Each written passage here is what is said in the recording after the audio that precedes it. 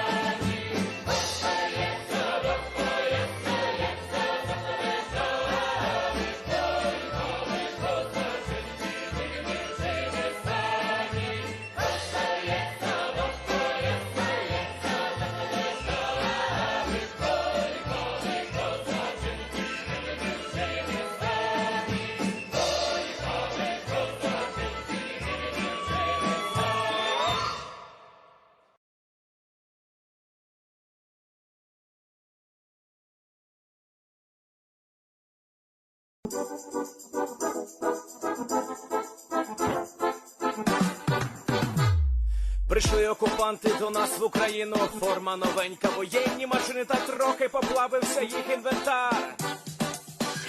Байрактар, Байрактар. Російські танкісти сховались в кущі, щоб лаптем посьорбати довбані щі, та трохи у чах перегрівся навар. Байрактар, Байрактар. Приперли зі сходу до нас барани для восстановлення великої страни. Найкращий пастух баранячий хотар. Байрактар, Байрактар. Їх доводи всяке озброєння різне, потужні ракети, машини залізні, у нас на всі доводи є коментар. Байрактар, Байрактар. Вони захопити хотіли нас зразу, а ми зачаїли на орків образу з російських бандитів, робить примар. Байрактар, Байрактар. Російська поліція справи заводить, там пивцю рашистів ніяк не знаходить, хто винен, що в нашому полі глухар. Байрактар, Байрактар. Веде пропаганду кремлівський урод, слова пропаганди ковтає народ, тепер нове слово знає цар. Байрактар. Байрактар. Байрактар. Байрактар. Байрактар.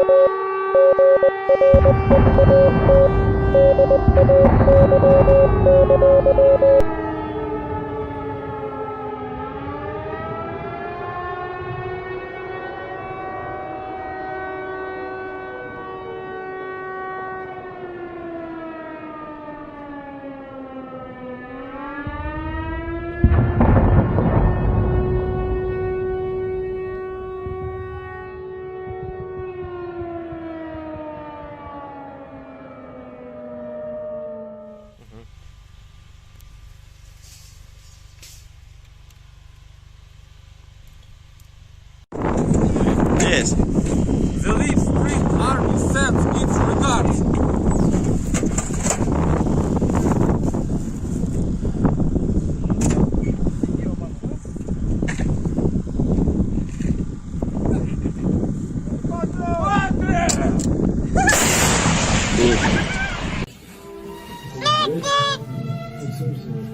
О, бля! Игорь!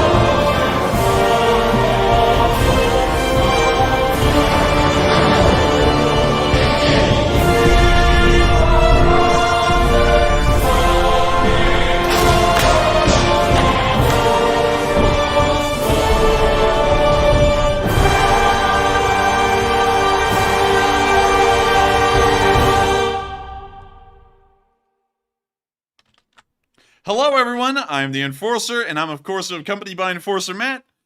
And good evening, folks. It's Enforcer Matt, and welcome back to day 410 of the news. And happy Easter to all of you. And it's good to see you all once again while my voice crack goes absolutely wild. And happy Easter to everyone. Today is Easter, a very special day for a whole lot of people. And of course, a day where many people think of the forgiving and kindness of the good Lord, who, of course, rose from the dead today, according to folks who believe in the Christian faith like Matthew and me.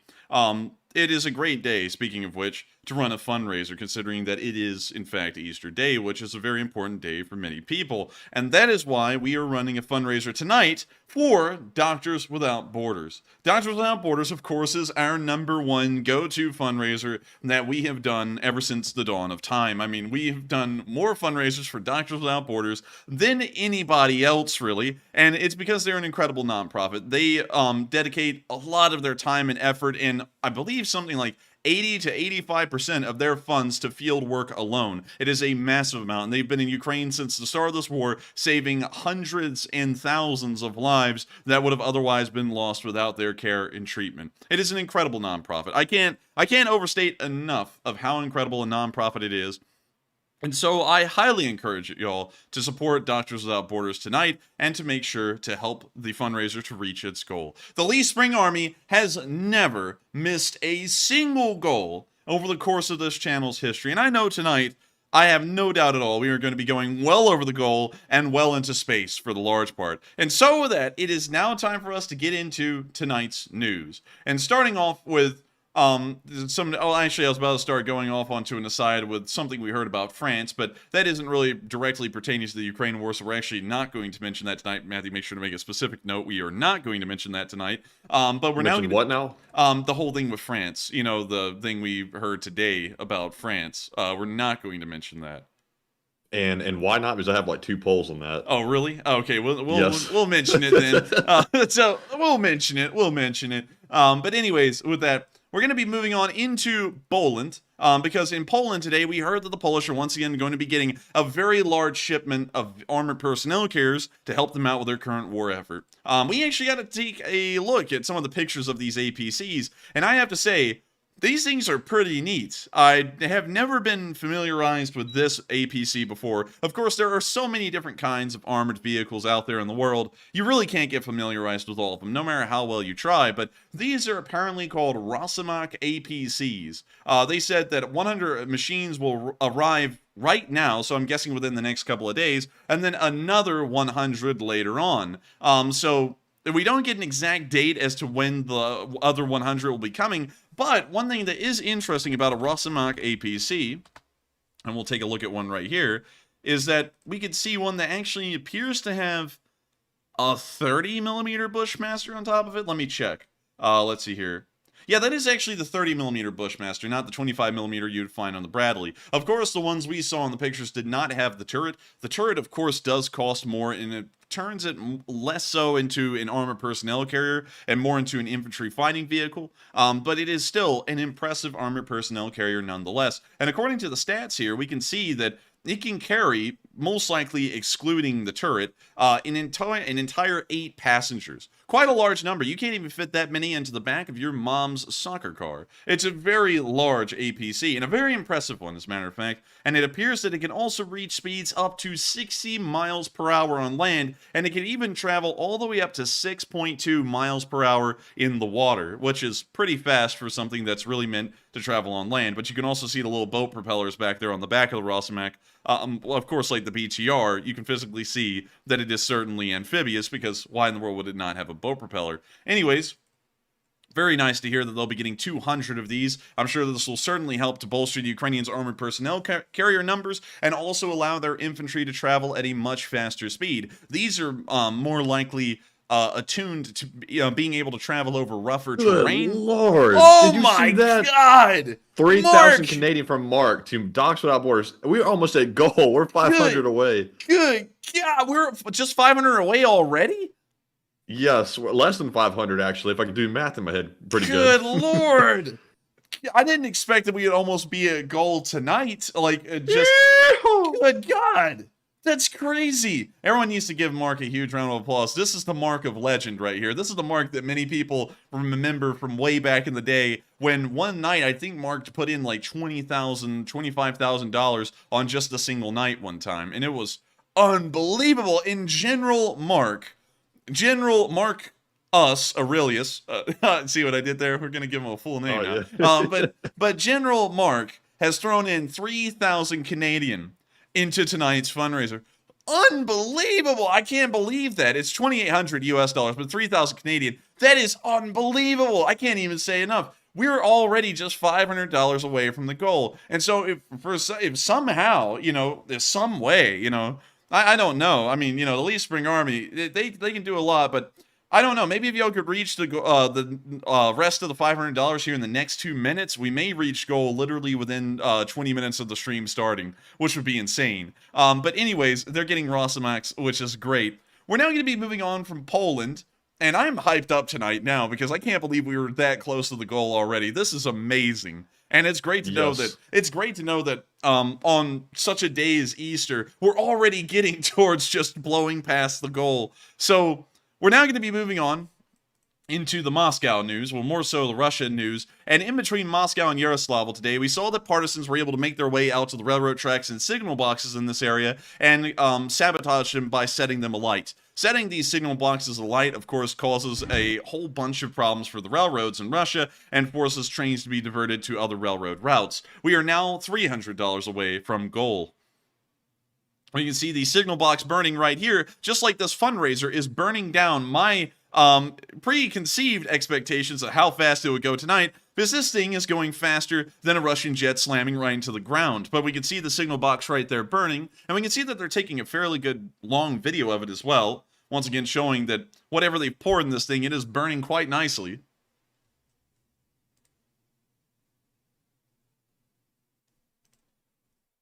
And we can see it toasting and roasting. And we did it! We've reached the goal! And what is wrong with your voice? Are you okay? we reached goal, and Matthew went, yeah!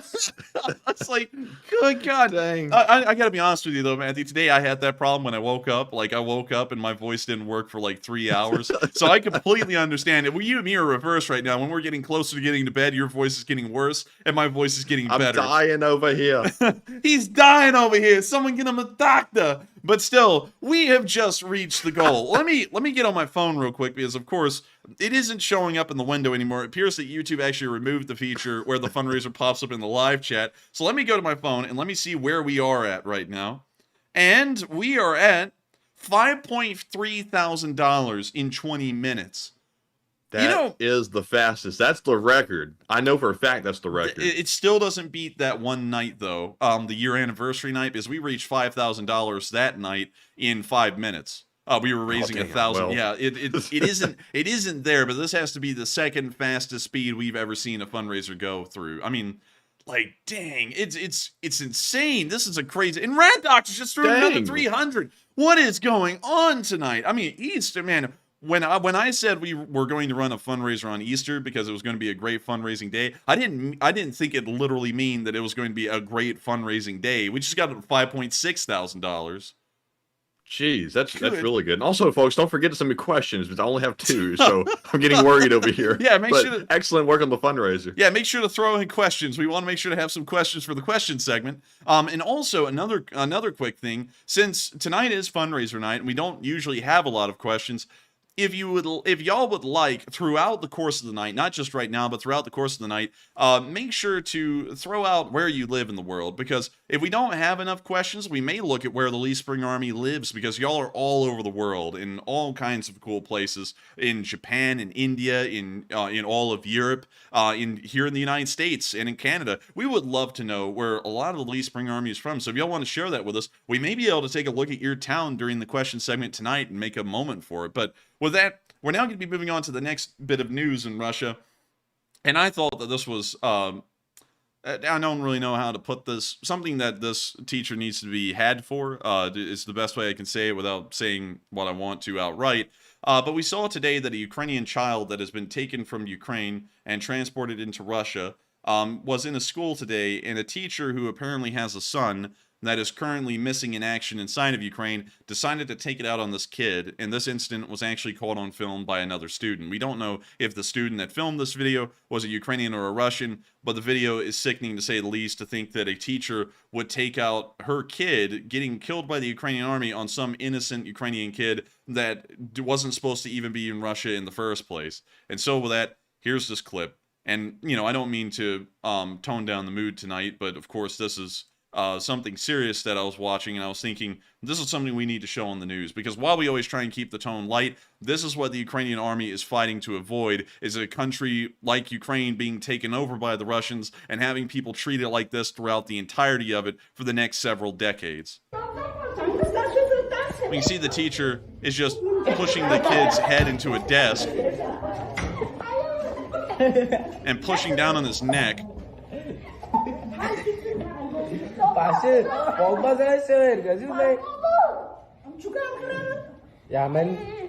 And now taking the kid and putting him in, throwing him in a desk. Now you see her beating another student.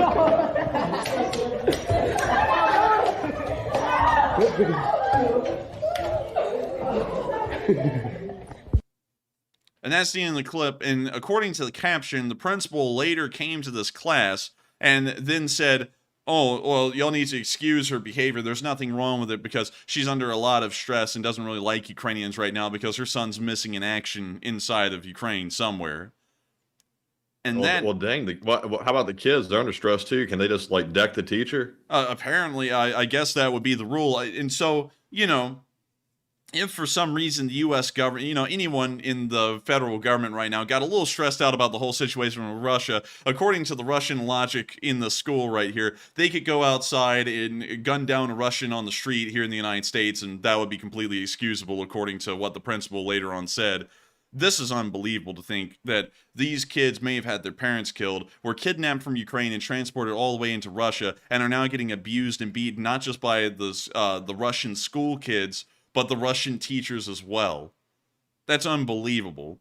And that's really sickening. Of course, we never had anything like this happen in our schools, but you know, there was things like this that kind of got a little bit on this level, and it was always incredibly wrong whenever it happened. And usually the teacher was somewhat held accountable, but this is an unbelievable thing, especially with the motive behind it.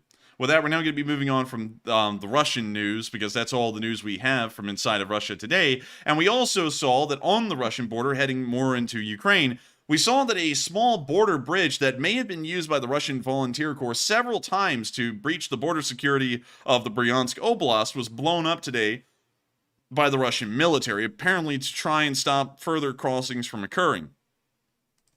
And so here's the video. You see the bridge right there. Apparently the Russians loaded down the bridge. Well, actually hit it with some kind of a missile. But we can see them hitting the bridge right there and knocking the thing out.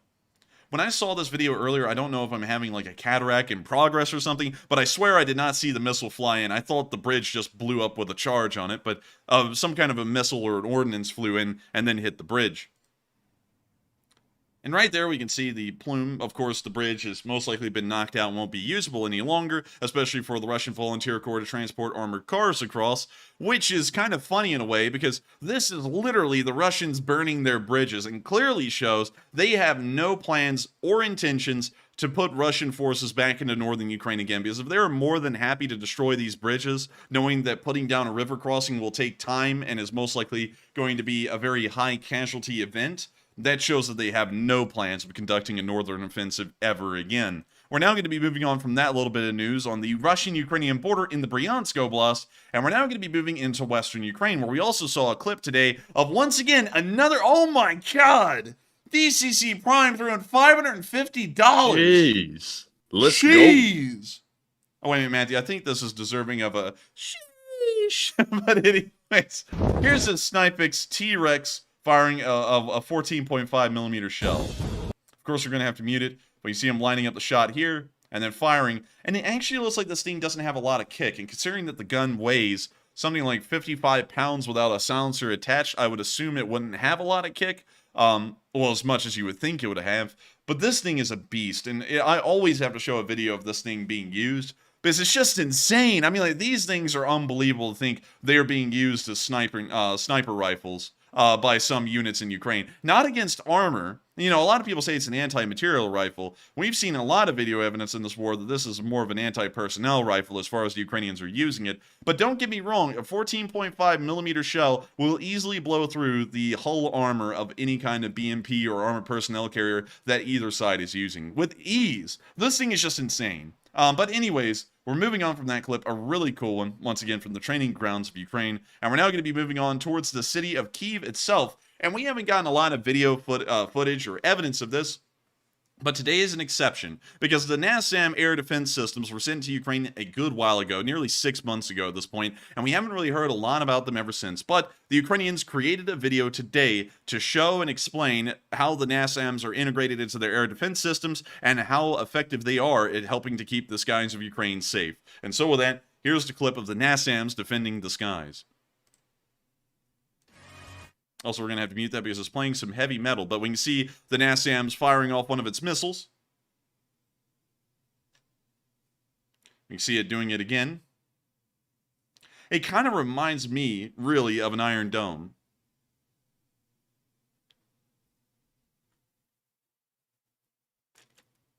This launcher has already destroyed 6 cruise missiles. This launcher is our most combative.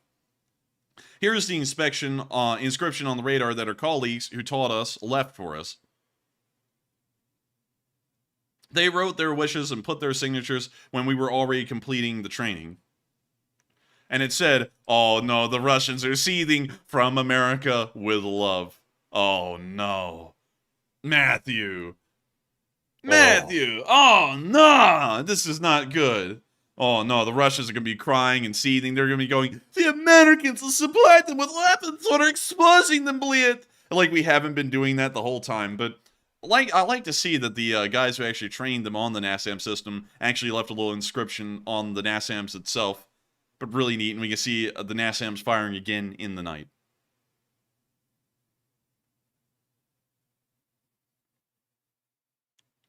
We can now see a Russian cruise missile flying over and being hit by a NASAMS, and that's the end of the video. And it is great to see that the NASAMS is being used by Ukrainian air defenses to keep the skies over Ukraine safe, or safer for that matter. We're now going to be moving on from that little bit of news and on into our location. Well, actually, not our location unknowns just yet. I just remember we actually had something just east of the Sumy Oblast. Of course, border raids happen commonly, and the most common ones we see are from the Russian Volunteer Corps and the Bryansk Oblast. But apparently, some of these raids are actually going across the border in the Sumy Oblast and coming back with some very nice stuff.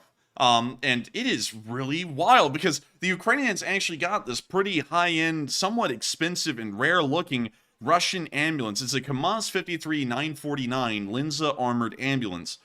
This thing belonged to the Russian 2nd Motor Rifle Division, which is based somewhere around the Sumy border, and apparently was captured on March 9th in Ilovaisk in the Sumy Oblast. And we can see it right here, and very neat to see. And actually, I have to make a correction real quick.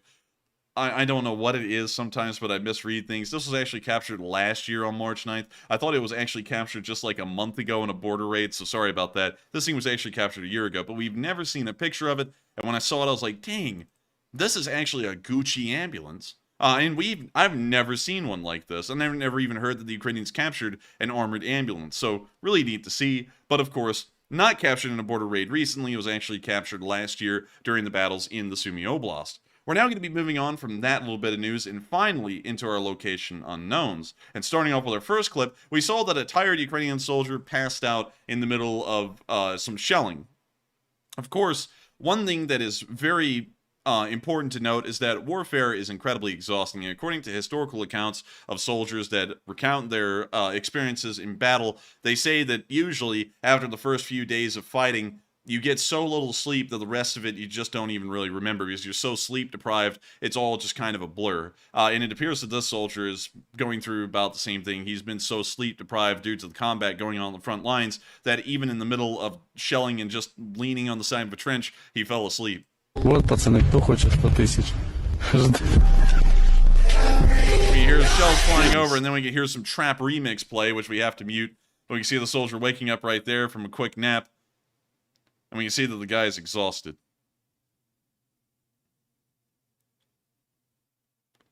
And you've got to give it to these Ukrainian soldiers who are literally tirelessly defending the front lines of Ukraine and making sure to make the Russians stay where they are and eventually push them back out. It is great to know that there are soldiers that take their job that seriously, that they will go pretty much without sleep for days to the point that they fall asleep as soon as they stop moving, like this poor guy right here.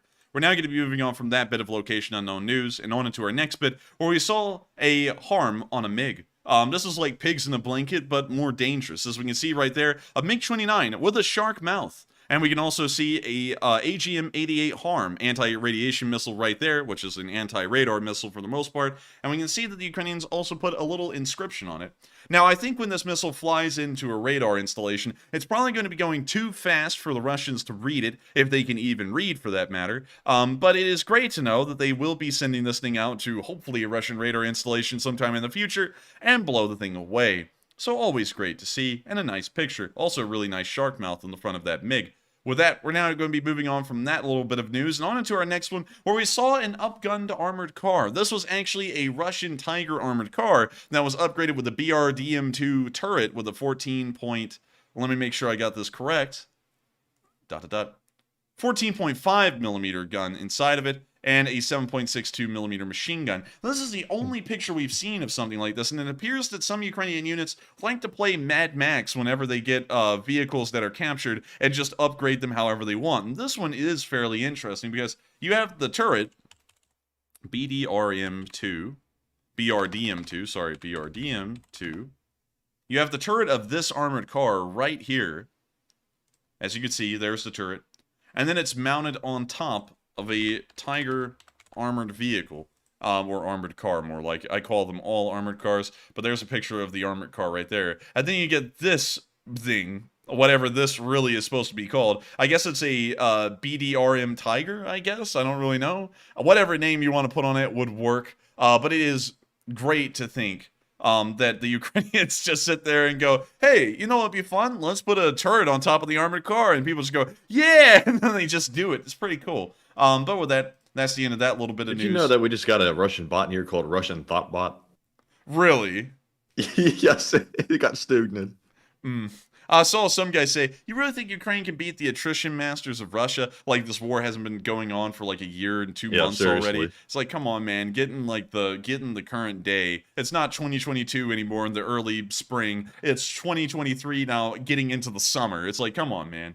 Come on, man. I bet you can't even do a push-up, Fatty. And I gotta tell you, it would be the worst push-up that anybody's ever seen. It would be terrible. Absolutely terrible. But with that, we're going to be moving on from the little Tiger armored car right there, and I hope you all enjoyed the voices real quick. We're now going to be moving on to our next bit, where we saw that there's been so many Polish volunteers that have joined the war on Ukraine's side that a Polish volunteer corps is now being formed to house all of these Polish volunteers.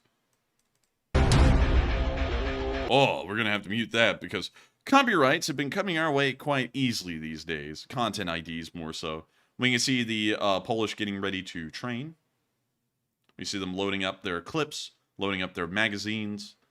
Everyone always says, oh, it's a clip, it's a magazine. Really, I think they're all magazines. Of course, there goes the wordage game. Everyone's going to say, oh my god, it's not a magazine for a pistol, it's a clip. But that wouldn't make any sense because there's clips. Well, that's a whole other thing for a whole other time. Anyway, we can see them training here and moving through the sand. And I don't like sand. Not one bit. I don't really like it at all, but we can see that they have a pretty cool little flag for their volunteer unit, and we can also see that they're joining up with the Russian Volunteer Corps for training purposes.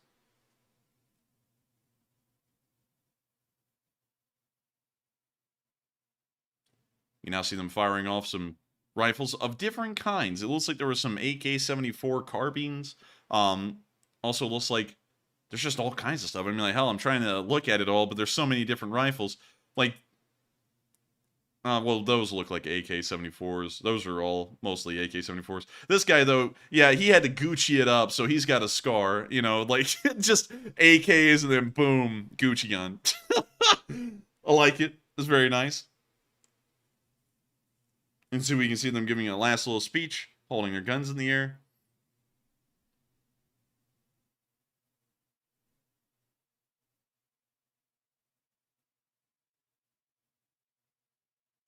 And with that, that's the end of the clip. But it is nice to see that the Polish Volunteer Corps had, well, the amount of Polish volunteers, while I stuttered my way through that, has gotten so large that they've had to create an entire corps for the volunteers. And it's great to know that the Ukrainians can still rely on that much support from around the world.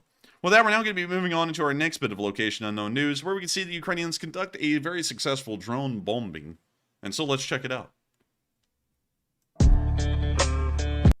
Have you ever found yourself getting vomited on a fine afternoon? Well, then you want to try Bush's baked beans. Hang on, I got to mute that now because I know it's copyrighted. And we can see them looking at the Russians, this Russian here, just playing around in the dirt, as they do. Most likely reveling in the filth that surrounds their trench. We can now see the Russian saw the drone. The Russian naturally tries to defend its den, but unfortunately, the Ukrainian and its drone is too successful and makes sure to wipe the Russians clean out of their den. A nice, delicious... Wait a minute! No! No, I didn't show this video again. This is an old video, y'all. And that's the smoking rat. You know, many of y'all may remember from a while ago. You know, they bomb I remember it. Yeah, they bomblet the bunker, and then the rat comes out, and it's smoking right there. You can see that. Well, I'm sorry, everyone. That is actually an old video that was uploaded again today. A lot of the drone bombings look kind of similar to each other, so when I saw this, I was like, oh, look, it's another bunker being taken out. But no, it's actually an old video, so sorry about that, everyone.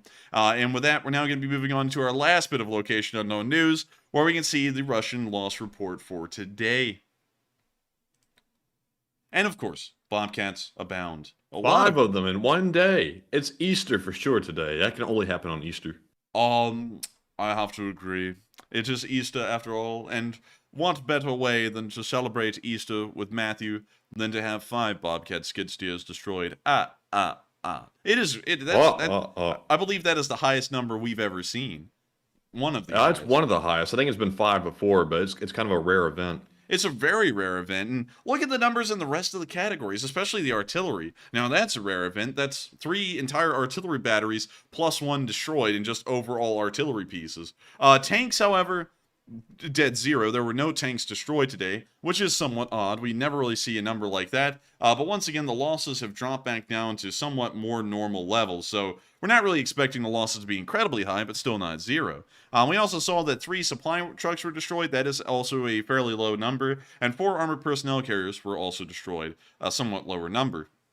470 Russian soldiers were killed over the past 24 hours. That would actually be on par with the US and British average day by day over the Second World War. So they've gotten down to only taking enough deaths per day in the Russian armed forces that it's now comparable to the British and the Americans in the entirety of the Second World War on any given day. And then 5 Bobcat skid steers that were lost, but nothing else. Nothing else was lost in any other category. Not an incredibly large day for losses, and it may indicate that Russian forces are either running out of steam or the Ukrainians are not engaging them as much, as they may be slowly withdrawing out of the city of Bakhmut, and that's why the losses are not as high as they once were. With that, we're now going to be moving on from that casualty report and on into the Frontline news itself. There's quite a bit of it. A good amount of it, actually. And a good amount of it in Bakhmut itself. But before we get to all of that, we have to call out the top donors for the night on this fundraiser. And I know that, and I'll say this real quick.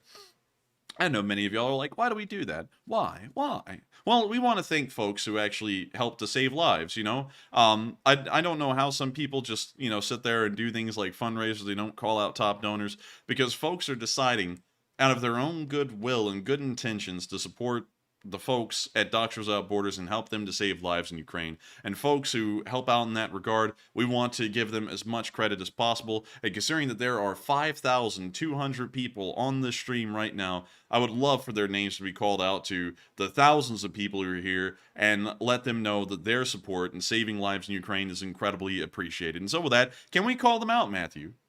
And yes, we can. But first, before we start calling them out, I just want to let y'all know that we're up to $7,127 on the fundraiser. So well above the $5,000 goal, and we're only 30 minutes into the stream. So big old for that. Dude. Okay, I got to tell y'all something. YouTube removed that the feature in the live chat where it gave the number right there. So I'm having to try and refresh on my phone, and my phone isn't refreshing properly. So I haven't ever been able to see the number tonight really well. But yeah, it is $7,127. Good God, we're just 40 minutes in. This is insane. How else do you say Happy Easter to the Ukrainians by donating $7,127 to Docs Without Borders? That's a great gift. That is a great one. And let's hear all of the people who have made this possible on Easter Day.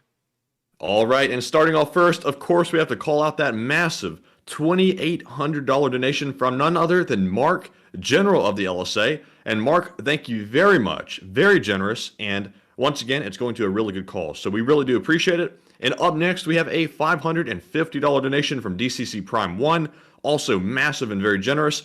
Then Mark, General of the LSA, put in another $350. We also have a $300 from Rad Doctor, a $250 from Paul Smalzer, as well as a $200 from Activista and Trister 1. Then we have a $150 from Repo Man 46, and then several $100 donations, the first of which being from Richard Rohde. Then we have one from Malachite. Then we have one from some guy called the Enforcer, like we say all the time. Then we have a 100 from BC Skyman and BCR. Then we have a 75 from Nasrid and Hal Rose, and a 69 from, guess who? Psyops. And, yes. And we got a 500 from AJ in the middle of you reading that out. We got a 500. Really? Yeah, so we're now up to $7.6 thousand raised tonight. Oh. Hey, it cut out. Yeah, it cut out. I was like, Yes. man. But let's keep call them out. Call them out. All right, so we're going to keep calling them out, and the first 50 we have goes to Dark Wraith 343, actually. Then we have a 50 from Marion Deemer, Richard Bell, Mike D, Gene Kustra, Super Bunker 9000 of NAFO, and Technical Fool. And I believe that is all of them for now, unless one has slipped by me as I was calling them out again. But big thanks to all of you, even if we didn't call you out. Big thanks to you as well. Because it takes everyone's donations to be able to reach the figure we've reached thus far. And it's very, very generous, and we appreciate it. We can't put into words how much we appreciate it. And I got to say, it is unbelievable to know that this fundraiser has done so well tonight. It's unbelievable. We're blown away every single weekend that we do this, and there's no other community out there on YouTube that has been able to do so much for the Ukrainians on just a weekly basis. It's unbelievable. And I think, I don't know, because I'm trying to sit here and think, I think we may run the largest YouTube fundraisers on a live stream right now, at least that I know of. It's possible. It's possible, and it's unbelievable to think that that is the case. And it's because of y'all. Every single one of y'all in the Lee Spring Army that helped to support saving people's lives in Ukraine. It is unbelievable. And I've got to thank y'all so much for trusting this channel to support the fundraisers that we run, and also helping to save the lives in Ukraine, because it is truly a honorable goal that we all set out every single week in the Lee Spring Army. And so with that, we're now going to be moving on into our polls. And so what do we got, Matthew? All right, so first up in our polls, the very first one we have says, Macron says the EU needs to end dependency on the US dollar after meeting with Xi Jinping. And what are your thoughts? 60% said that is not good. And is France going against? 9% said unsure. 9% said I'm mixed on it. And 22% said fine, France is a free country. And before I give my opinion on it, big shout out to Steve I. He put in a $300 Canadian donation to the fundraiser, and we do appreciate it very much. And Enforcer, I'm not sure if you want to say anything about it real quick. Yes, I do. I want to thank Steve, because Steve just got us. Steve! It's not the right Steve, but I think it's Steve 2848 that we would go, Steve! Yeah, that's that one. But we just got up to $7,938. So we are just a few dollars away from $8,000 raised, and then that'll only be $2,000 away from $10,000 raised. It's going to be it's an unbelievable night tonight. It's leaving me speechless. I'm just sitting over here stuttering like Porky Pig or something like that. But still, I got to thank y'all so much once again. This is unbelievable. And so with that, let's get on into that poll real quick and address that, because with what we've heard today, and I've done a little bit of research on this, what Macron said was something along the lines of, the United States is holding us down in Europe, and so Europe needs to move on into a market with the Chinese. That is about the stupidest thing I've ever heard. And I have to be honest with you, I'll usually try and say that there's a equal side to that, but that is the dumbest thing ever. It's completely nonsensical, because that means that he's going to be willing, and considering that France is the largest member right behind Germany of the European Union, Germany and France are really the powerhouse of the European Union, that means that the second largest member of the EU just said we should start moving all of Europe over to the Chinese market and also a Chinese sphere. That is the stupidest thing I've ever heard. That not only jeopardizes everyone's strategic positioning in Europe, but if they're going to do that, what the hell's the point of supporting Ukraine on a European perspective, or a French perspective for that matter? Because then that goes against Chinese interests, because China supports Russia. You know, that makes no sense whatsoever. Honestly, had a good deal of respect for Macron on his support for Ukraine, but considering the stupid statement he's made today, and I actually saw some people say that he just made an utterance of this and then the news blew it up. Why in the world would a leader of one of the largest countries in the Western world just utter something like that even? That would be like someone in the United States government uttering something like, gee, I wish we could just glass the surface of the United States with our own nuclear weapons. It's like, that doesn't make any sense. No, that is... To me, it doesn't matter if he uttered it, if he yelled it, or whatever. If he said it, he meant it. So that's really what's going through his head, is what he uttered out there. To me, it seems like France is trying to maybe interject itself into taking control of European politics.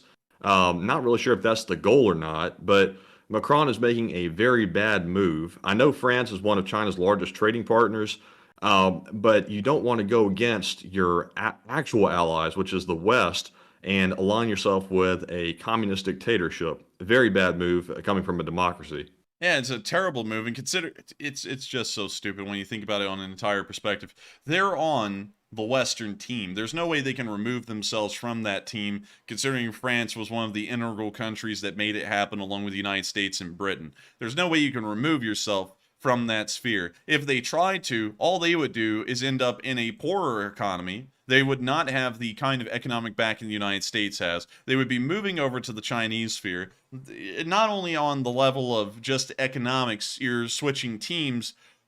Has anyone looked? I mean, like what is he saying? You know, of course we can't say it on YouTube, but is Macron saying he endorses the treatment that the Chinese give to their own citizenry in places like Western China or Hong Kong, or even within the Han Chinese areas of East China itself? Is he saying that he condones that kind of stuff and actually supports it, or that he's willing to turn a blind eye to it?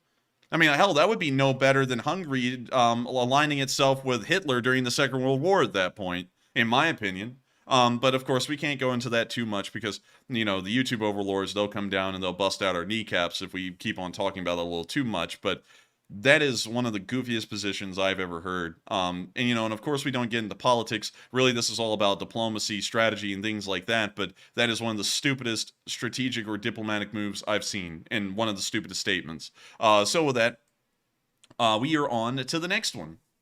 All right, and the second poll says, is Macron trying to take control of European foreign policy and defy the policies of the U.S.? 61% said yes, he's trying to assert himself. 13% said unsure. 7% said somewhat, and 19% said no, he's just taking a position. And to me, I agree with the 61%. It does seem like he's trying to assert himself. He's chosen a really strange time to do so, and I'm really not sure what his objective is. It's got me at a loss. But Enforcer, what say you? And can you reread that poll again? Is Macron trying to take control of European foreign policy and defy the policies of the U.S.? Also, real quick, I want to define this real quick. This isn't politics. This is more so diplomacy. Politics deals with domestic affairs, what a nation decides is a right thing to do or a wrong thing to do in terms of domestic policy. Anything that deals with international countries falls into diplomacy, which is separated from politics for the large part, and more so in the big picture of what does a country need to do to position itself in the world. Politics doesn't regard most of that. Politics just regards what in the world do the folks want back home. That's kind of the difference. That's why we're talking about this so freely. But this, well, one thing that has to be clear is that France and Germany were the key members of the European Union. They actually formed the European Union, and back in the day, back in the 50s, the European Union was under a different name. It was like the European, some financial credit unions like the EFCU. I don't know the exact name of it. I have to go and try and pull it up. But they have been a key member of the European Union, one of the leaders of the European Union's policies diplomatically ever since its conception, along with the Germans. So I would say that this is a really bad look, especially considering that they have that kind of sway over the European Union. To have them as an integral member say we need to start shifting away from the United States into China, that is not a good look. And so with that, I hope that does address that fairly well. And once again, I have to reiterate this because I see that it's kind of it's still going on a little bit in the live chat. I have to reiterate this again. I have never held back a punch in saying that people should not side with the Chinese. That is not really a political thing. That's more of a diplomatic, strategic thing in the strategic interests of the Western world, which is Europe, the United States, Australia, Japan, South Korea, and a few other countries around the world. It would make no sense for anyone to go and align themselves with the Chinese because the Chinese make themselves openly public about their dislike and distaste for Western countries, our, I guess you could say, government systems, and the way we function. That has been very clear. They're trying to build their own sphere of influence in the middle of the Indian Ocean. So it would make no sense for countries outside of that sphere of influence to voluntarily go, why, yes, we should give them even more power and more control over the world's economics and I guess you could say give them more diplomatic leverage by tying our economies into theirs completely. That would make no sense whatsoever on just a strategic or a diplomatic perspective. But with that, I hope that does address that fairly well. I hope it explains why we're going into it. And with that, we are on to the next one. All right, and the third poll says, South Korea requests a meeting with U.S. officials to discuss leaked wiretapping allegations. And what are your thoughts? And just a little background on this. Supposedly in the leaked Pentagon documents, it detailed some wiretapping we were apparently doing on South Korean government officials' phone lines. Not sure what we were trying to gather, but apparently that is what the allegation is. 48% said not good, the allies are becoming upset. 15% said unsure. 20% said, it's not horrible, it's just a meeting. And 17% said it's fine and nothing will happen. And this seems to be the first real-world consequence we see of the leaked documents actually occurring. And at the moment, all we know is a meeting. We're not really sure how upset South Korea is with the U.S. over it. And we're not naive. We know that every single country basically spies on the other one because it suits their own interests. So it's nothing new, but it doesn't help that it's been put out in the public domain. But Enforcer, what say you? I would say that doesn't really help out much. It shows that there may be some ongoing repercussions from that document being leaked, but once again, that depends on if it was real or not, and there's still questions in the air as to whether it was real or not. We're leaning more so in the direction it probably was, but at the same time, Anyways, with that, I hope we addressed that poll fairly well, and we are on to the next one.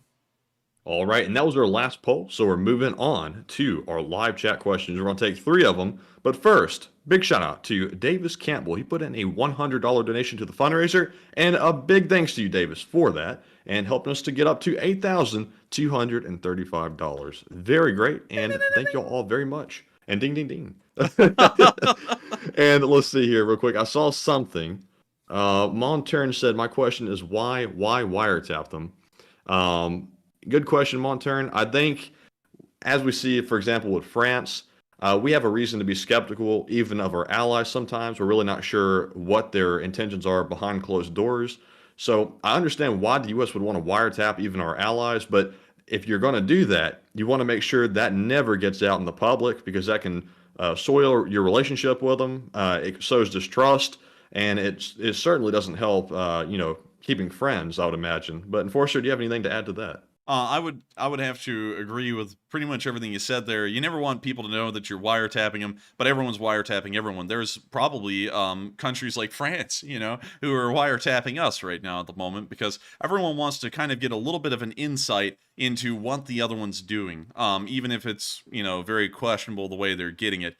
Me, honestly, I don't really like the idea of countries wiretapping each other, but at the same time, while, I don't really like the idea of it, you have to understand the kind of necessity there is sometimes to get that kind of sensitive information and be able to know what another country is really thinking or not instead of what they're just showing to you publicly. But with that, I hope that does address that fairly well. And I just saw that. I was like, what the hell? Like, anyways, with that, I hope we addressed that one fairly well, and we are on to the next one. All right, and up next, we have a live chat question, and we're actually going to cover the Morse first. Tonight, it was solved by JP's Gone Fishing, Rumpelstiltskin, Cfay, Mark Hodges, Cliff Simonson, Dark Warrior 137, Paul Schultz, and Earl Bernew. And it says, the Morse says, Happy Easter to the LSA, and I hope everyone had a great day. And that's the sound of money. And of course, I got the Morse code message correct. I hope everyone had a great Easter today. Of course, for everyone here in North America, the day has come to an end for the large part. So I hope y'all had a great day. I hope y'all had fun out there with y'all's families, and y'all did a whole bunch of great stuff for Easter. And for everyone else who either is still in the middle of the day celebrating Easter, or it's the next day and it's in the morning, I hope y'all had a fun Easter as well, because Easter is a very big day for a lot of people, and I hope that y'all enjoyed it. And so will that. I thank you once again for deciphering that Morse code message on the 410th day of the war. And with that, we are on to the next one. And the next one goes to Margaret Hemsley, who says, How welcome will Ukraine be in Crimea if they take it, if most of the people are ethnically Russian?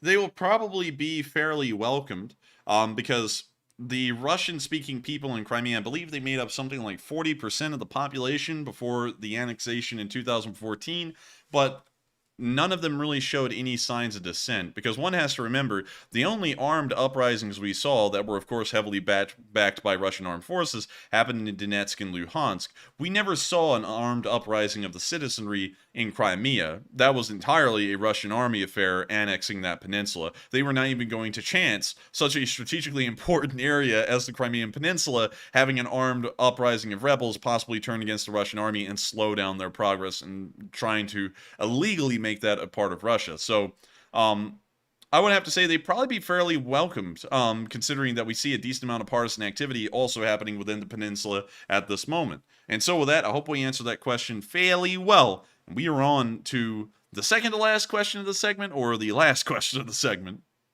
So this is the last one of the segment, and it goes to the Sunken Grave, who says, Do we know if that poor Russian conscript ever learned to tie a shoe? No. No.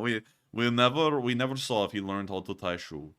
Sometimes that's just a little bit above the intelligence grade of the average Russian soldier, so they end up getting those little Skechers straps things that have the Velcro. But with that, I hope that answers the question fairly well, but I don't think he ever loined. And so with that, we're now going to be moving on from the question segment and on into the Frontline news, starting in the Northeast. Of course, over the past 24 hours, we have seen that really no frontline activities happened in this area, but we did see a few small things happening down here in the Kremenna direction and also in Svatove. And so starting off here, we saw a Russian position get destroyed quite nicely, as a matter of fact. Check it out.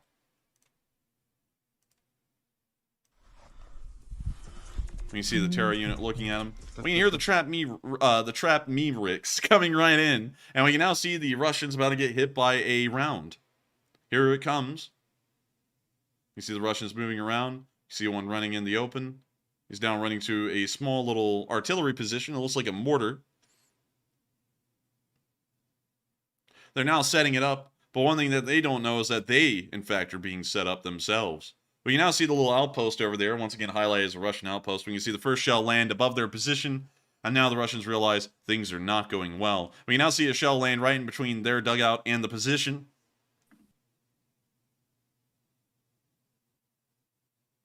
And the Russians are in sheer panic mode, while a herd of corgis comes in and deposits $500 into tonight's fundraiser, bringing the total up to $8,700. Jeez, what did the corgis do for a living? Man, the corgi stuff, you know what I mean? But when you see the shells landing dead on the mark, probably in celebration of that $500 donation by the herd of corgis. They make TikTok videos. They do. They make TikTok. A TikTok. But anyways, it looks like that position is toasted on rye.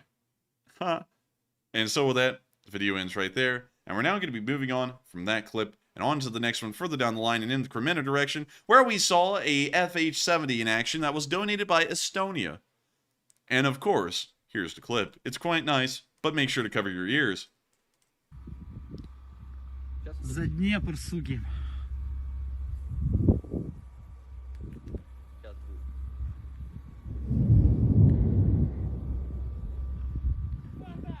You now see them firing. We now see them going back through the reloading process, but quite a nice gun, really neat gun. It's Italian designed, of course, quite nice. I like to see it.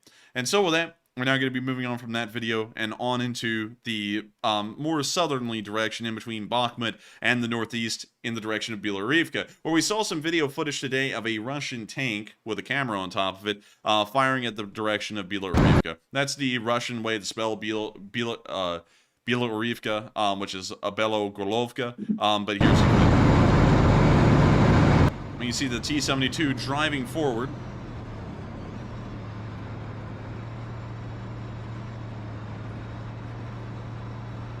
You see a Scooby-Doo van passing by. Like, zoink, Scoob! I think they're going to shell the no man's land. Real raggy, take cover. But anyways, when you see the tank driving up, it appears that the driver is not that good at the gear shifting.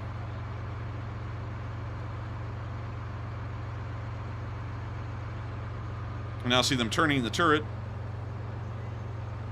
Just kind of in the general direction. Right at the telephone pole. Yeah. We now hear them laughing. We now see them fire. The gun's now reloading. The power. Cut the power lines. Stop the spread of misinformation.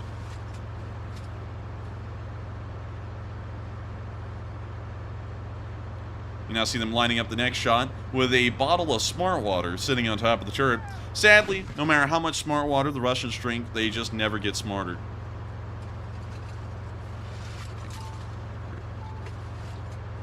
They're now reloading the gun again. It's now elevating to fire again.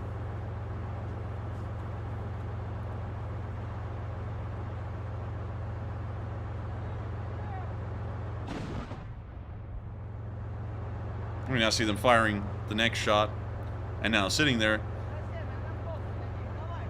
The gunner comes out of the turret, and now we can see the driver doing a terrible forward shift, and now spinning the tank around, everyone inhaling a nice good amount of gas fumes, and now they're back on their way out of the line. That's the end of the clip, but a little look at some rare footage of the Russians actually showing something they really did and not trying to soup it up or make it fake or anything. We're now going to be moving on from that little area of the front lines and down into the Bakhmut area. We saw that over the past 24 hours in Bakhmut, the Russians appear to have done exactly what we expected yesterday, and in fact a little bit quicker than we thought. As I said yesterday, as the Russians move forward to the railroad lines, they will not be able to cross it as easily as they have been the city blocks over here in the eastern part of the western side of the city. Therefore, they'll have to amass forces and create a small breakthrough to move across the railroad lines and then take a few amount of city blocks where they can isolate Ukrainian forces and attack them in smaller numbers and then create a foothold for the rest of their forces to move from. Over the past 24 hours, we have seen that the Russians did do that directly in the area that we said it would happen in last night, in the northern area of the Ukrainian-controlled no man's land. It appears that they were able to push over and take 4 small city blocks, and that is where the breakthrough is occurring. The Ukrainians could possibly try to destroy the bridge crossing over the railroad tracks here, and that would most likely slow the Russians' advance as they would have to negotiate the 2 incredibly steep slopes on both sides of the railroad tracks in this area. But at this point, the Ukrainians will most likely be trying to stop this Russian breakthrough in this area and the funneling of forces across into those blocks and then down on into the city itself. We also saw that Ukrainian defensive lines once again moved into other locations and positions, giving up a few city blocks to no man's land. But right now, it seems beyond that, the Russians have not been able to make any progress anywhere else, most likely because all of their efforts are being focused on this one breakthrough here, and all of their artillery support is also in that area as well. And so we're now going to be moving into the video clips where we saw just to the north and east of the town a Russian tank exploding. And when you hear that copyright-free Action Now music, and we can see the tank going into a nice roaring fire.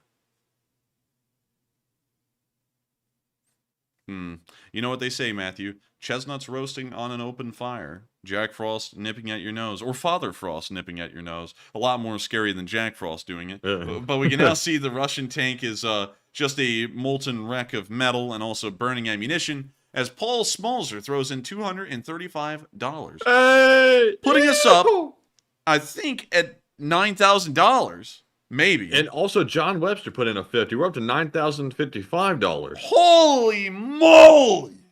Someone's about to say, can you not shout? I'm sorry, this is exciting stuff right here. But oh my god, we got up to $9,055. We're about to reach $10,000, and we're only just over an hour into the stream. Absolutely insane, and this was what makes the Lee Spring Army special. Very special, as a matter of fact. I mean, look at this. What other community can do this? The Lee Spring Army is the only one that can, and we are able to help save more lives with the Lee Spring Army than any other community on YouTube every single week. And I gotta thank y'all for that once again.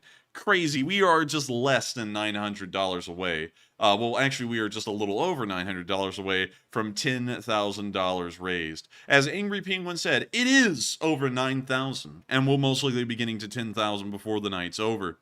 And so with that, we're now moving on into the center of Bakhmut, where we saw the work of the snipers. Apparently this is called the Unit of the Presidential Brigade, which sounds incredibly, badass, for lack of a better word. Anyways, here's the video. Якщо мої хлопці зняли якусь підказ зразу по цьому напрямку, процвітав. Це якось така внештатна, цікавий нештатний момент. Якщо влучань нема, танк не відпрацює. Якщо когось ми зняли, то... No, I do not know who's talking or what they're saying, sadly. Саботаж, АГС. Ну, як ви чуєте, результат є. Є сигнатури теплові? Мінус.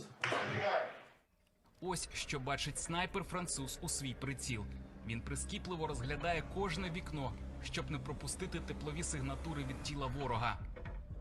We now see the snipers looking around, taking a gander, as they call it.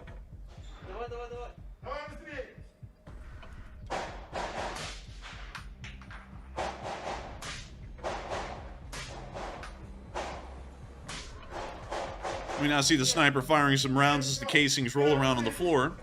Right now, a range officer out there is just drooling over the fact that that brass is on the floor, and it's now his, according at least to the range officer.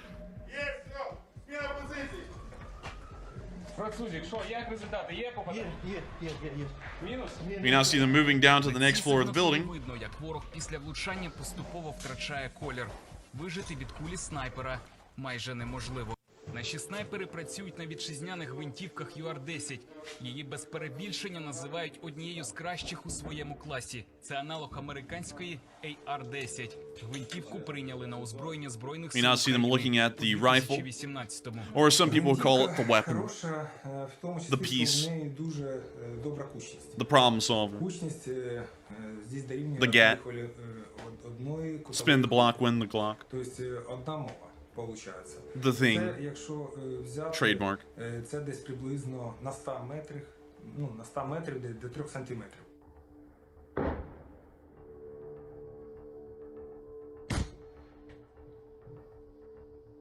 Тобто кучність це практично пуля біля пулі ложиться. Це 100 метрів. На кілометр там, понятно, що там буде, трошечки буде розбіжність, але не така. Скорострельність в неї 21, можна так сказати, набої за хвилину. Ресурс ствола 7000. Потім... As RA called it, that thing.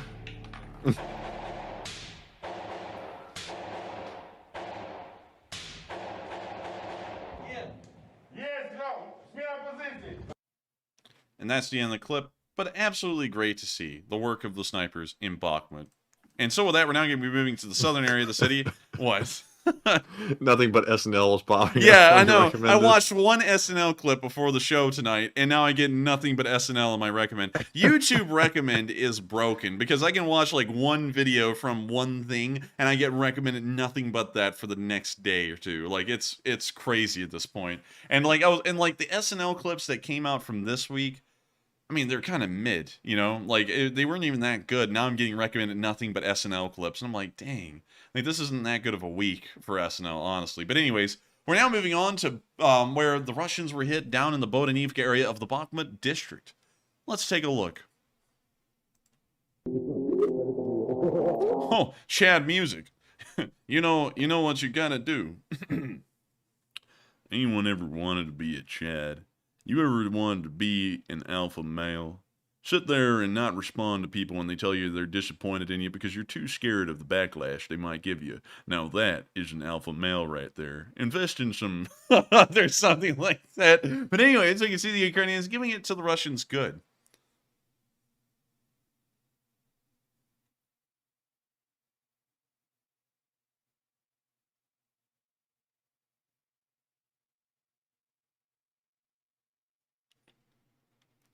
Anthony Noel said SNL sucks. Well, they almost had us copyright striked one time as we showed literally 8 seconds of SNL on our show. So I have to say that on a copyright perspective, they suck. Sometimes they have a good week. Most times they have a bad week. Most times the jokes just completely miss. They're not even good. But sometimes they do hit, and when they do, they're pretty decent. But it's not often. But we can see the artillery landing down on the Russians right there in that tree line, and it looks like they're getting it.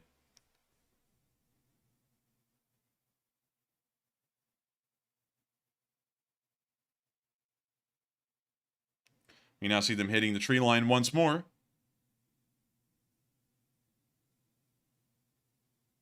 I don't know what the stop button over there does on the left. I've never seen that before. It just stops the war, like the war just ends. The Russians, please press stop. Please press stop. And then the Ukrainians have a sign up that says, crying is not a big enough emergency to make this riot stop. There's something like that.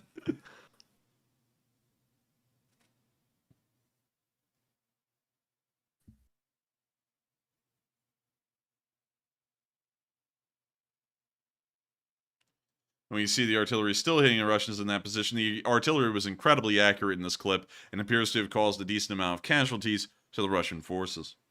I saw Tom Exman say, let's give everyone. Gotta reach 10K.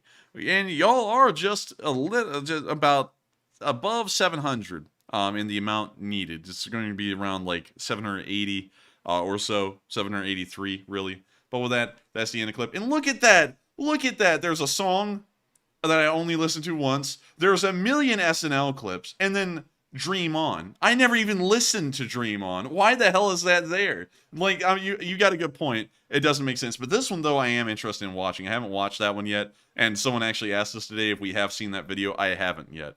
But I'm assuming that when the tank shell hits the person, I bet you the family members are going to come up, knowing that this thing is blown away, and say, can we see him? But with that, we're going to be moving on from the recommends there, and we're now going to be moving on into our next bit of news in the Bakhmut area, where we saw the Georgian Legion firing at the Russians from their trench line.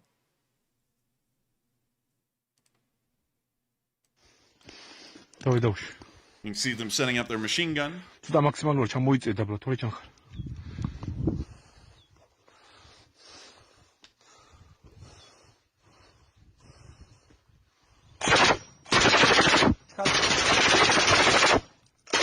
This guy is treating it like a machine gun.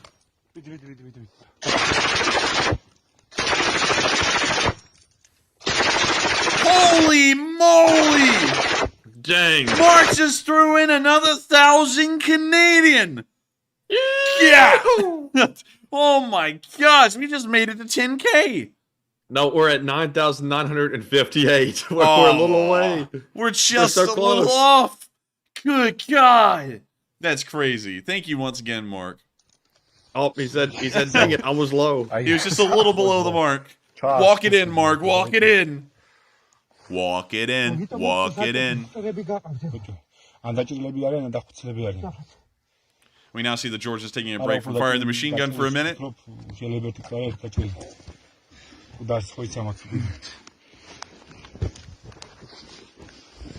And Psyops did it. He just got us over the 10K mark. Let's go! Oh my He God! put in a We did 69. it! Nice. Jinx. But we just did it. $10,027 has been raised in tonight's fundraiser. Well, good night, everyone. I'm just kidding. We're going to keep covering the news, but man, I can't believe Paul it. Smalzer and Repo Man 46 put in a 50 each too. Holy moly. We're up to 10,127. Jeez! Jeez! And so with that, we're moving on down into the southern front in the Klishchiivka direction, where we saw the 36th Artillery Brigade hitting the Russians as well. And so, here's the clip. This one has that Uber Eats commercial music in it. Well, no, Grubhub perks give you deals on the foods you love. The kind of deals that make you want to boogie. And we're about to see this guy get hit. But, you know, anyways. Ooh! Dead on the side of the building. Yikes. Oh, They took him out and everything. Matthew, we have to cry. But man, that whole squad has to be taken out in all seriousness. I mean, like, And now they got a house fire. Yeah, now they got a house fire. Who do you call if you have a house fire in the middle of the war? The fire department or the army? Like, what do you do? Oh, call the fire brigade.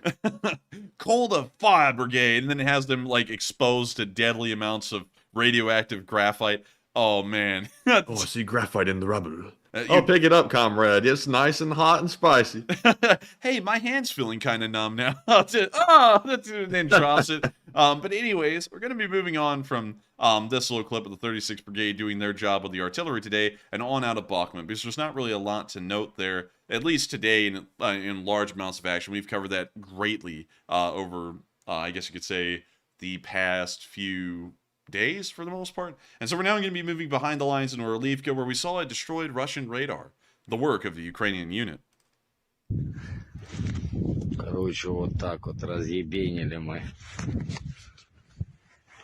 Ну шо, сила, блядь. Це козаки, блядь. А не Ахмат чай какой-то, блядь. That's quite a big radar. Это вам не чай, Ахмат. Це ЗСУ, блядь. Це козаки, сука, прийшли. Ну шо?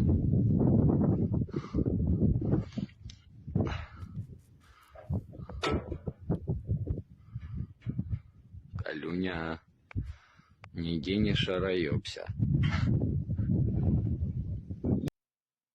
And with that, that's the end of the clip. But it's always nice to see a radar get taken down. And so with that, we're now moving on back to the front lines again and towards the area of Bakhmut, where we saw an MG3 in a position. I just had to show the picture of this because I always like the MG3. I think it's a really cool looking machine gun, and it's really neat to see one here. This picture was most likely taken a month ago, however, because there's still snow on the ground.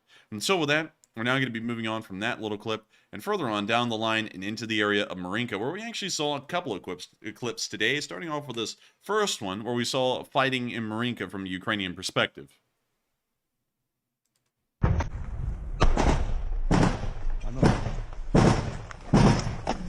See them getting an RPG ready to go. You see them aiming the RPG and firing. We're waiting a second.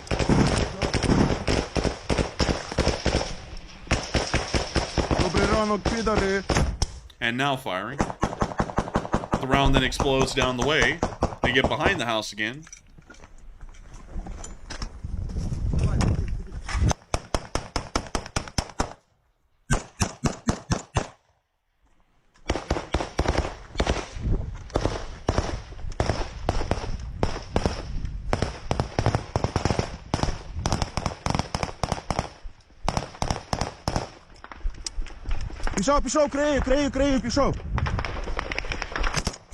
You now see him firing his AK right there. Quite a nice muzzle blast. It almost looks like it's from a movie. As Sal's Hook throws in $100 to the fundraiser, bringing us up to $10,224.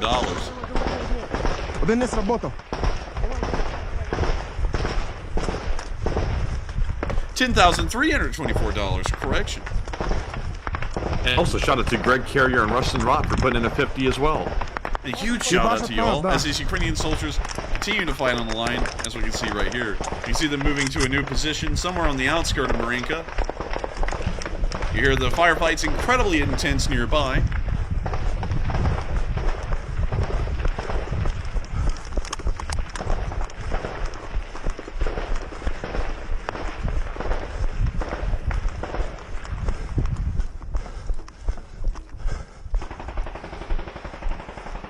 You hear a machine gun laying down some fire.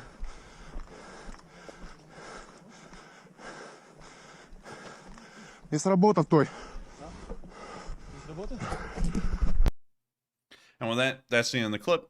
But once again, giving you a little bit of a look at the firefight going on in Marinka. The firefight apparently got so intense today that the Russians had to pull in armor. And this was video footage taken from a tank, a Russian tank, that was involved in the battle today that suffered a direct hit from Ukrainian fire. Here's the video. When you see the tank looking into the distance, we can also see something very important that will come up later, a cope cage. Very rare at this point in the war. We rarely ever see cope cages, but this one still has one. You can see it firing in the rubble in Marinka.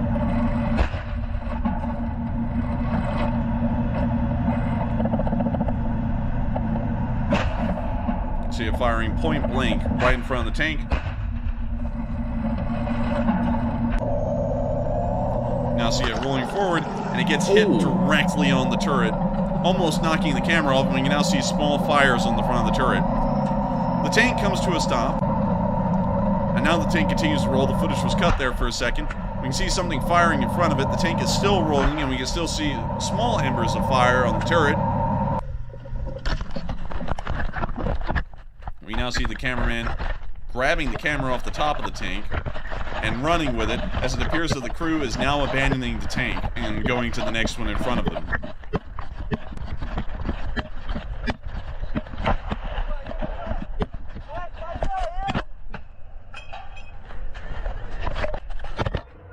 We now see him throwing the camera up onto the side of the tank, and now the soldier is getting up there, the tanker is as well, to get out of there on that tank.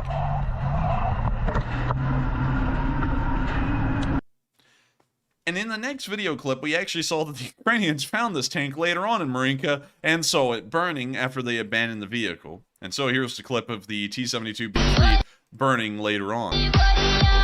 And also, we have to mute that. But anyways, we can see the tank burning right there. Once again, the coat cage is visible, showing it is the same tank.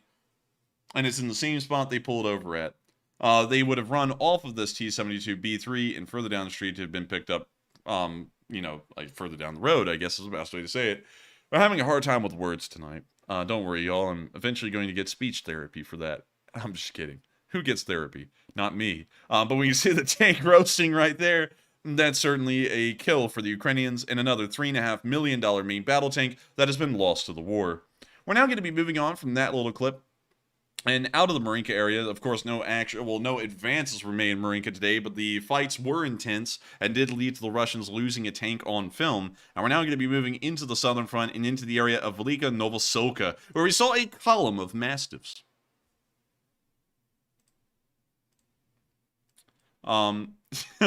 You know something, Matthew? I was just thinking, you know what you say when you go into the general store and your mom is the owner and she stiffs you on the price of something? What do you say? You say, "Ma stiff." But anyways, here's the video. You see them all right here. We hear the boards choiping.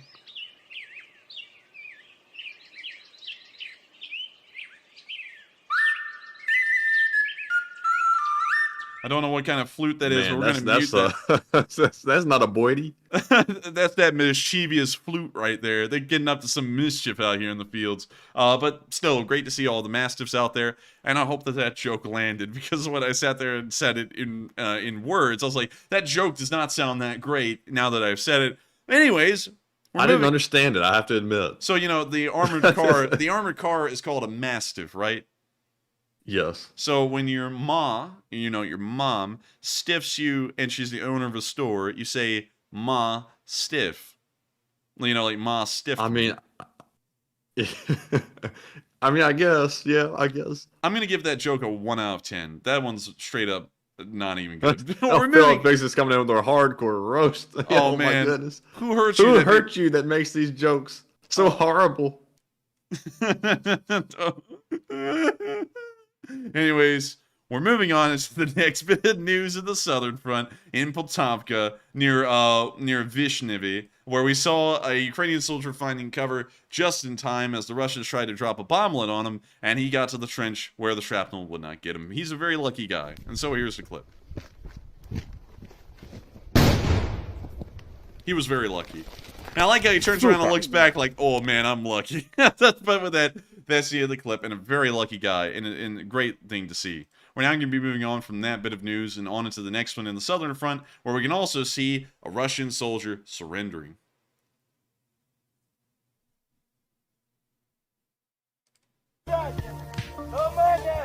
can hear them playing the music that you would play on Law and Order, Special Victims Unit. We're going to have to mute it. But we can see the Russian soldier coming forward and with his hands up as the Ukrainian unit waves him on towards them.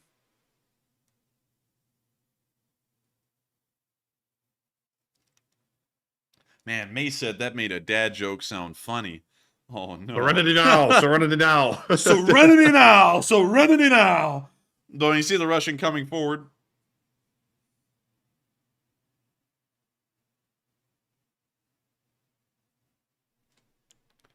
And that's the end of the clip. But it's nice to see the Ukrainians were able to get another Russian prisoner today, going towards the prisoner exchange fund. And with that, believe it or not, we've covered all of the news from north to south, east to west, across the entirety of Ukraine. So now it's time for us to get on to the speech from President Volodymyr Zelensky here on day 410 of the war. And so with that, here's the news. Well, here's the speech more so. And there's all the freaking SNL things again. Anyways, here's the speech. Українці, українки, цієї ночі російська армія обстріляла Запоріжжя ракетою С-300. Влучання в будинок, житловий будинок. 3 людей були у ньому. Чоловік, жінка, дитина, дівчинка. Її звали Ірина, цьогоріч їй би виповнилось 11 років. Вона загинула. Чоловік теж, мої співчуття. Жінка в важкому стані, зараз в лікарні, їй надається допомога. Так держава-терорист проводить цю вербну неділю, так Росія ставить себе в ще більшу ізоляцію від світу і від людства. Кожне світле християнське свято вчить нас, що ми можемо не знати як, але маємо бути впевнені, що зло програє. Маємо вірити, і ми віримо. Маємо наближати програш зла, і ми наближаємо. І світ разом з нами. Щомісяця, щотижня додається підтримка, збільшується коло тих, хто нас підтримує, хто підтримує нашу сміливість, нашу віру в життя. Я дякую кожному у світі, хто разом з Україною зараз, хто дієво з нами. Дякую всім нашим людям, хто ліквідовує наслідки російських обстрілів, допомагає тим, хто постраждав від терору у Запоріжжі, на Харківщині, Чернігівщині, Сумщині, Дніпропетровщині, Херсонщині, на Донбасі. Я дякую кожному рятувальнику і лікарю, усім медичним сестрам і братам, кожному саперу, кожному поліцейському, всім представникам місцевої влади у містах і селах, хто допомагає людям та волонтерам. І, звичайно, я хочу подякувати воїнам, усім, хто зараз в бою, усім, хто стримує російське зло, усім, хто знищує окупанта в бою і в їхньому тилу. Готуємось до активного нового тижня, зокрема в нашій міжнародній роботі, щоб посилити оборону, посилити наших воїнів. За підсумками цього тижня хочу особисто відзначити морпіхів 35-ї, 36-ї окремої бригад, бійців 55-ї артилерійської бригади. Воюють на Донеччині результативно. Дякую вам, хлопці, за активні штурмові дії в Бахмуті та на Бахмутському напрямку. Дякую воїнам штурмової роти 783-го полку Державної спеціальної служби транспорту, воїнам 5-ї окремої штурмової бригади та 80-ї окремої десантно-штурмової бригади. Молодці, молодці хлопці. Слов'янський напрямок, 30-та окрема механізована бригада, теж активні штурмові дії. Дякую вам, хлопці. За стійкість і рішучість дякую воїнам 66-ї окремої механізованої бригади та 95-ї бригади ДШВ Лиманський напрямок. Дякую підрозділам розвідки, які б'ються в найгарячіших точках передової. Прикордонники Луганського і Краматорського загонів, зведені підрозділи Львівського, Донецького, Могилів-Подільського та Білгород-Дністровського загонів. Дякую вам, хлопці, спецпризначенці, 50-й полк Нацгвардії. Дякую. Запорізький напрямок. Окремо відзначу бійців 39-го зенітного ракетного полку. Молодці хлопці. Влучність – це головне. І дякую всім бійцям ППО та повітряних сил, які надійно бережуть наше небо. Слава усім українським героям, кожному і кожній, хто зараз в бою, кожному і кожній, хто зараз на бойових постах і завданнях. Вічна і світла пам'ять усім, хто віддав своє життя, захищаючи життя України, українців. Хай вербна неділя наступного року пройде в мирі, свободі для всіх наших людей. Хай щирі молитви про мир усіх, хто сьогодні святкує Великдень, будуть почуті. Слава Україні!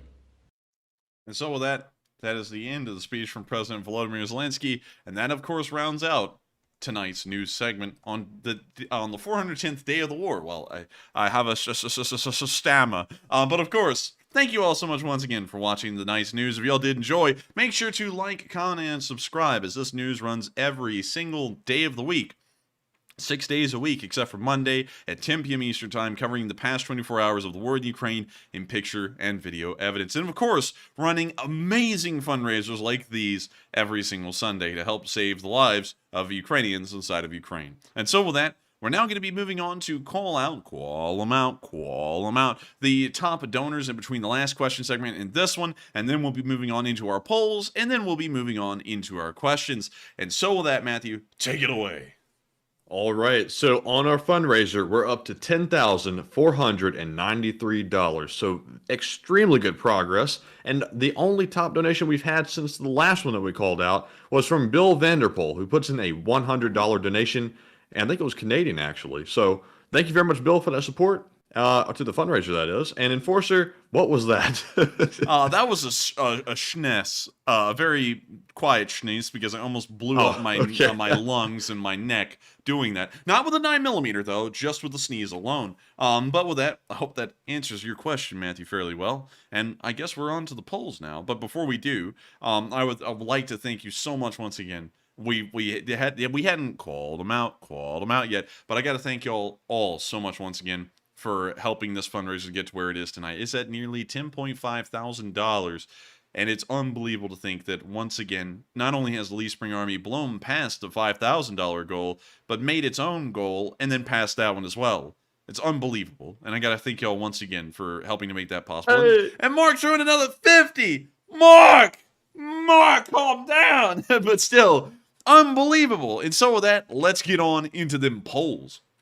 All right, so our first poll we're going to address here says, will the leaked Pentagon documents cause degradation of relationships with the U.S. allies? Looks like 34% said somewhat of a minor strain, 31% said it will cause a lot of strain, 12% said unsure, and 23% said no, it won't cause any strain. And on this one, I'm going to say it'll probably cause some minor straining, to say that word for the 50th time.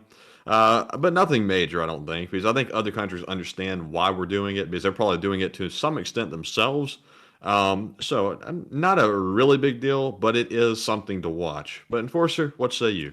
I would have to say that it's probably not going to affect relationships at all, because this has happened so many times before, and it's been uncovered so many times before by everybody. With the British have spied on us, we've spied on the British. The French spy on us, we spy on the French. Everyone's spying on everyone, and everyone just understands that it's all part of the game, and what makes it fun. I'm just kidding. It's not fun or anything, but it is part of the whole kind of strategic and diplomatic game everyone plays. So with that, I hope that answers that poll fairly well, and we are on to the next one.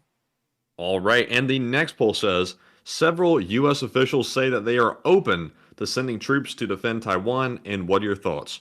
56% said the U.S. would go to war over Taiwan, 11% said unsure, 25% said, I think we probably would, and 9% said the U.S. will not protect Taiwan.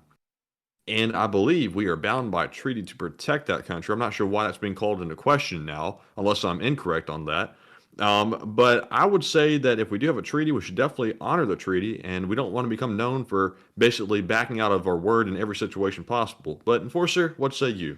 I don't actually know if we have a treaty or not. I'll pull that up here in a second, but I still think regardless of where we have a treaty or not, it'll be very important to support Taiwan. And it's great to know that many wonderful countries in the Western world, like France, would sit there and go, oh, I say with the Chinese, I would love for them to invade Taiwan and take it. So it's great to know that we have folks like that in the Western world. But moving on from that and getting back to just talking about Taiwan specifically, I think it'd be very important to make sure that the United States continues to defend Taiwan against the Chinese, not just for our strategic interests, but for greater economic interests just in the Western world as a whole. So with that, I hope that does address that poll fairly well. And let's pull up, does the U.S. have a defense treaty with Taiwan? It not only assists in the defense of Taiwan and military force, but also prevents communism from infiltrating Taiwan. The treaty stipulates that, in addition to self-defense, military actions taken by the Republic of China on Taiwan against mainland China should also comply with restrictions agreed by the United States. Taken by on Taiwan against mainland. Oh, okay. Okay, there we go. I had to read that again because I was like, wait a minute, are they saying that the Republic of China and Taiwan are two separate things? Apparently, of course, they're saying it the way I said before, which was weird because no one ever writes it that way, so I'm used to reading it the weird way, but they're saying that the Republic of China, the country that runs Taiwan, if they do anything on the island of Taiwan, which is not the actual country, it's just the island, which is named Taiwan, it has to still fall within the treaties. But let's see here, when was this made? Effective in 1955, so about 6 years after the end of the Chinese Civil War, which people don't really know about. You know, that's kind of weird because people kind of knew about that war. You know, I don't really think there would be a lot of people saying that that the Republic of China is a breakaway province of the People's Republic of China, because it just makes no historical sense, and it really just you know, I still sit there, Matthew, and I think about how we got stiffed last night after trying to go onto that show, and then hearing literally everybody, no matter what side they were picking, saying that Taiwan is just a breakaway province from China, and being completely ignorant to the history is how those two countries came to where they are today.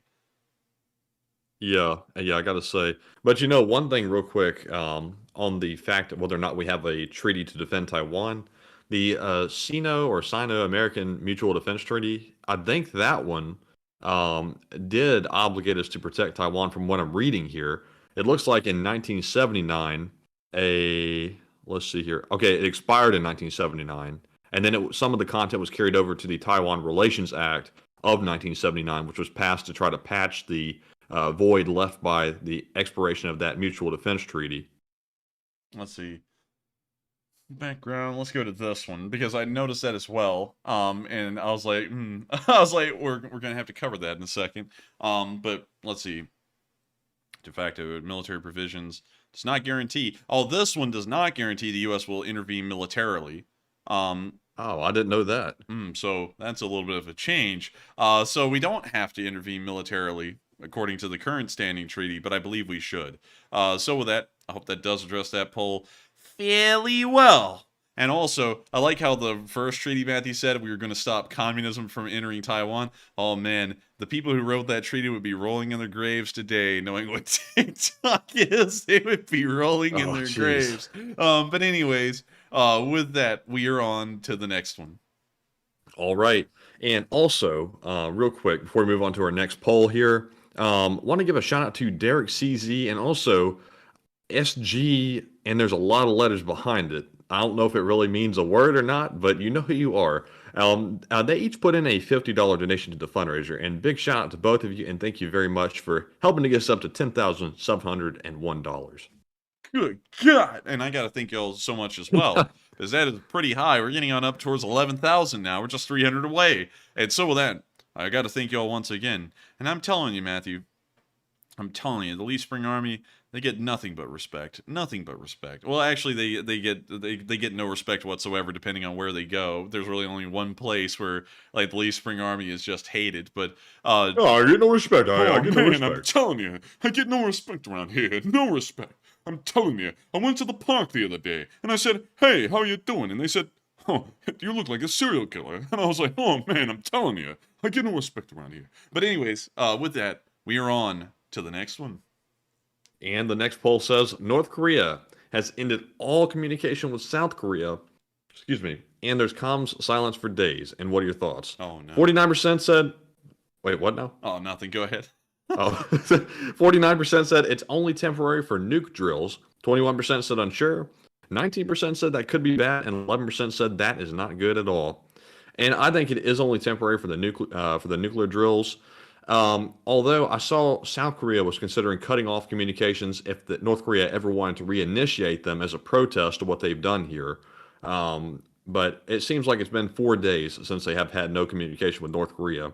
Although I'm not sure if the communications really do any good because North Korea is going to do whatever they want, and they've made that clear. But Enforcer, what say you? South Korean and North Korean communications go something like this. Are you still alive? Yes. Okay. Just checking in again. You still alive? Yes. Okay. It's like, just checking in. You still alive? New guy. Other guy starved. Okay. It's just like something like that every single hour. And then they're like, They haven't responded. Everyone must be starving to death up there. But Or goes something like this. North Korea rings up South Korea. Ring, ring, ring, ring. Yes, hello. Do you have a morsel to spare today?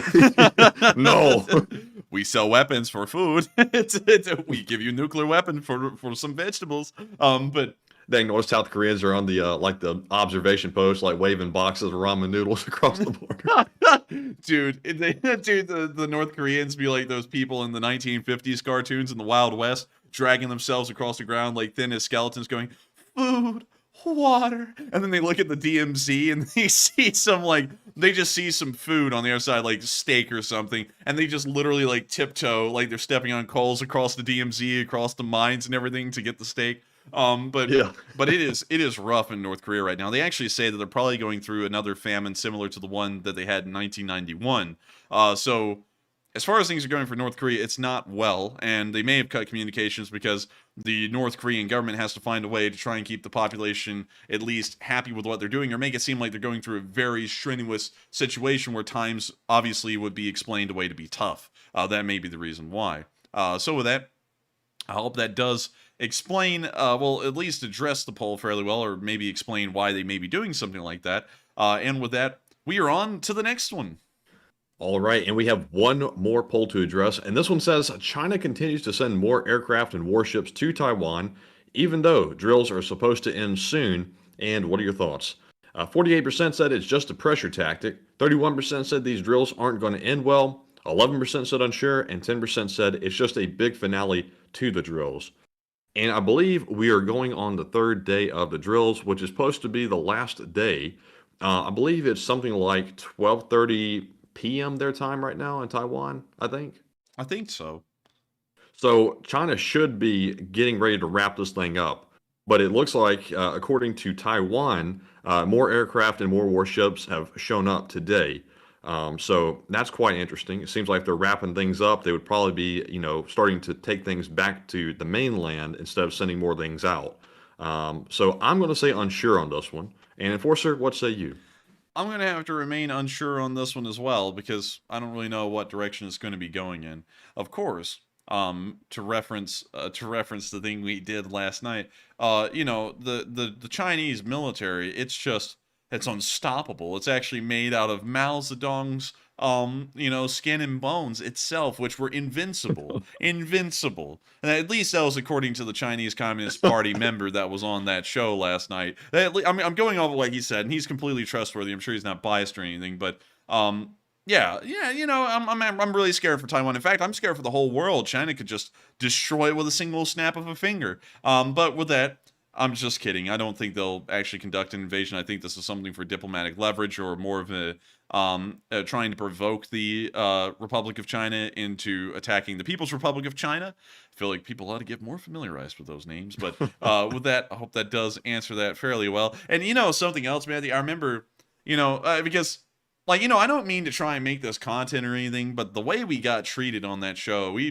pretty much got punked. Like, we sat there and wasted hours to go on this show, and then we got there, and then we listened to people talk, and I've got to be completely honest, I don't even know where they were coming from. Like, this guy who grew up in China sat there and called the Qing dynasty the Sing dynasty like 3 different times, and there was never been such a thing as the Sing dynasty. Like, and then he called it like the Manchu dynasty. There's never a Manchu either. Like, I was completely blown away. And this stuff was just being presented as facts. Like, that was even the crazier part. It's like nobody had read history and nobody had any concept of numbers or practicality or anything. It was just whatever. It was like a free-for-all. Like, once you got in there, I'm honestly kind of happy we never spoke, because I feel like we wouldn't have really brushed well with anybody, because I would have been like, what the hell are you talking about? Sing dynasty? It's the Qing dynasty. He finally corrected himself at some point, but and then everyone insisted that Taiwan was just a breakaway province and never gave an explanation as to when they broke away or anything. They just said they were a breakaway.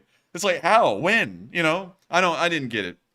If y'all follow our Twitter, you may have heard about it for a few hours. We deleted the tweet where we said we were going on that show right afterwards. And then we saw people in there that, I was like, how in the hell? Like, I remember one person, and we're not going to say their name, but they popped in, and I said, Peter, they're here. And Matthew's eyes like bulged open. Both of us were like, what in the world have we just gotten ourselves into? Like, if this guy is in here, like, I don't know what this means, but this is not a good sign. I mean, like, not at all. So, you know, being completely honest, the other thing is that they wasted, like, combined at least 10 hours of both of our time that whole day researching stuff to get on that show and then talk about it, and then just booted our segment, and we were just sitting there for an hour, you know, and we had to run our own show. So afterwards, I told them that we were greatly disappointed in how we were treated, just being completely blown off like that. And somehow, you know, and this is why I kind of made a poke at the whole alpha male thing tonight. These people pride themselves on being alpha males, but they're so alpha that when you tell them, hey man, I didn't like how you treated me, that was an asshole move, they sit there and don't even respond. They're too scared to respond. You know, it's like, why wouldn't you respond? It was a personal DM. You sat there and blew us off after asking us to be on your show, and then you can't even respond. What an alpha male, you know? So that said, kaboom, bachata, bing chiling, blocked, bing, banned, bing. But yeah, that's what pissed us off. In case y'all are wondering, we're of course not going to name him out because that'll still be against a harassment policy. We can't name anyone out for that reason. But that's why last night I said we are probably never going to be a guest on anyone's show, and we're not going to have guests again because it's just, I don't know what it is, but guests are like a hit or miss. Like most of the time, I don't even know how to really work it into our format because we have such a strict format with how we do things on here that it's really hard to like make it work with guests. You know, it's crazy when you go on other people's shows and stuff. I personally like to debate, and that helps that we're going to law school as well. You don't want to become a lawyer if you don't like to debate. It's probably not a good idea. But really, people these days cannot handle a debate. Like even on that one we wasted our time on yesterday, we were sitting there listening to some guys. Somebody rebutted somebody's argument. The guy got all emotional and upset, almost went off. Yeah, and the moderator was all emotional. Everybody was like at their wits' end with their tensions. It's like, oh my god, can nobody have a conversation anymore? It's like, of course, people are gonna have differing opinions. Yeah, and I mean, you know, and then nobody ever brought up anything truly substantive. You know, like saying something like, the Chinese have a bigger navy, by how much, and what is it really consisting of? You know, because, yeah, they have a bigger navy, but they only have one aircraft carrier, and 113 of their boats are motor torpedo boats with no air defense that would be blown up by an aircraft with an anti-ship missile fairly easily. So it's like, you know, it's like those points are important to bring up. And, you know, and then they just moved on to something else that was in this area where the mouse cursor is. And then they just started saying stuff that doesn't, oh my god, it didn't even have a precedent. Like you know, I don't go into this area on this channel because it's a very divisive topic, but they went into it there and they were getting some of the things completely wrong. Like they said 6 ships was not enough to conduct a blockade on a country with like only 100 miles of coastline. 7 ships can blockade 100 miles of coastline. I can guarantee you that if they're sophisticated enough, their weaponry has the range to fire pretty much from one end of the country to the other. There's no way in hell you can't blockade a country with just 6 ships if they're that small. Like That's true. Anyway, and you know, also when you go on like shows or anything, or you talk to folks, it's always a good idea to let the folks know that are coming on if you have like communists in the chat, because we sat there for a good 30 minutes and we're listening to this one guy talk. He was clearly American, and then this other guy started talking and started like giving all these like alternative crazy universe things, facts yeah, about China that didn't make any sense. And then finally we clicked on his profile, like, who is this guy?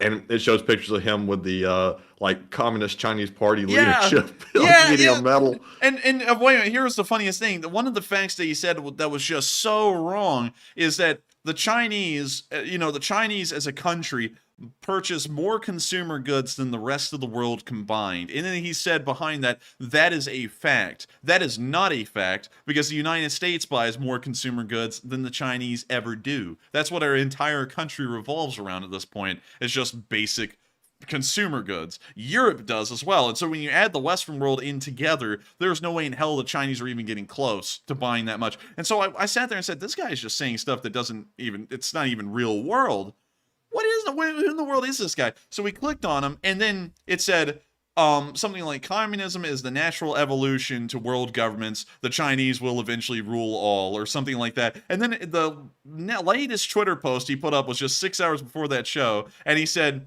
I am a proud member of the Chinese Communist Party's propaganda division, and my father and grandfather were also proud members. And his father, it was such a prominent Communist Party member, he actually took a picture beside Lin Bao. If y'all know who Lin Bao is, he was a huge guy in like the 70s and the 80s in China. He was like the guy who was leading the Cultural Revolution next to Mao. Like, if you're that far in the party... I mean, he was next to him, but he was no Mao Zedong.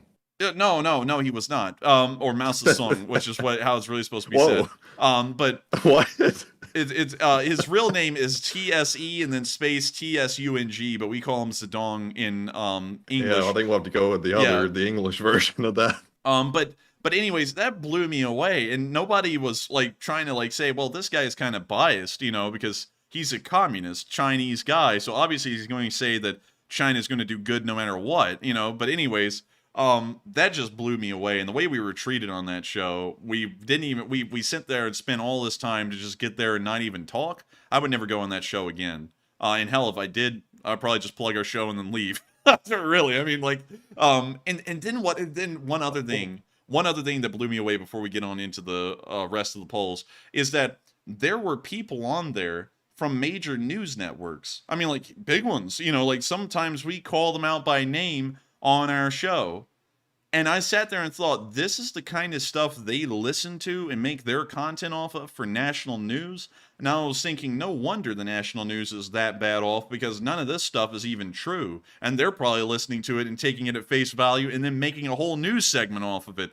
I was like, dang, I'm telling you, it wasn't a good look. It was not a good sight at all. But anyways, with that, we're now on to the next. Well, actually, I don't think we have any more polls. I think we're on into the questions, actually.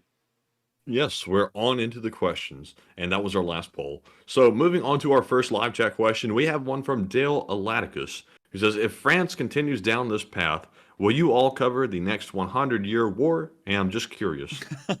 Well, if France continues down this path, just don't really see why they would. I'm not going to go through the whole thing, but there's no real sense to it. But if they do, the British may try and come back to Paris. But I'm just kidding. They probably wouldn't. The French are a nuclear power. But I think we would cover it. It would be a long war. Yes, we'd probably die before the war is over, but I would try and cover it. And so with that, we are on to the next one.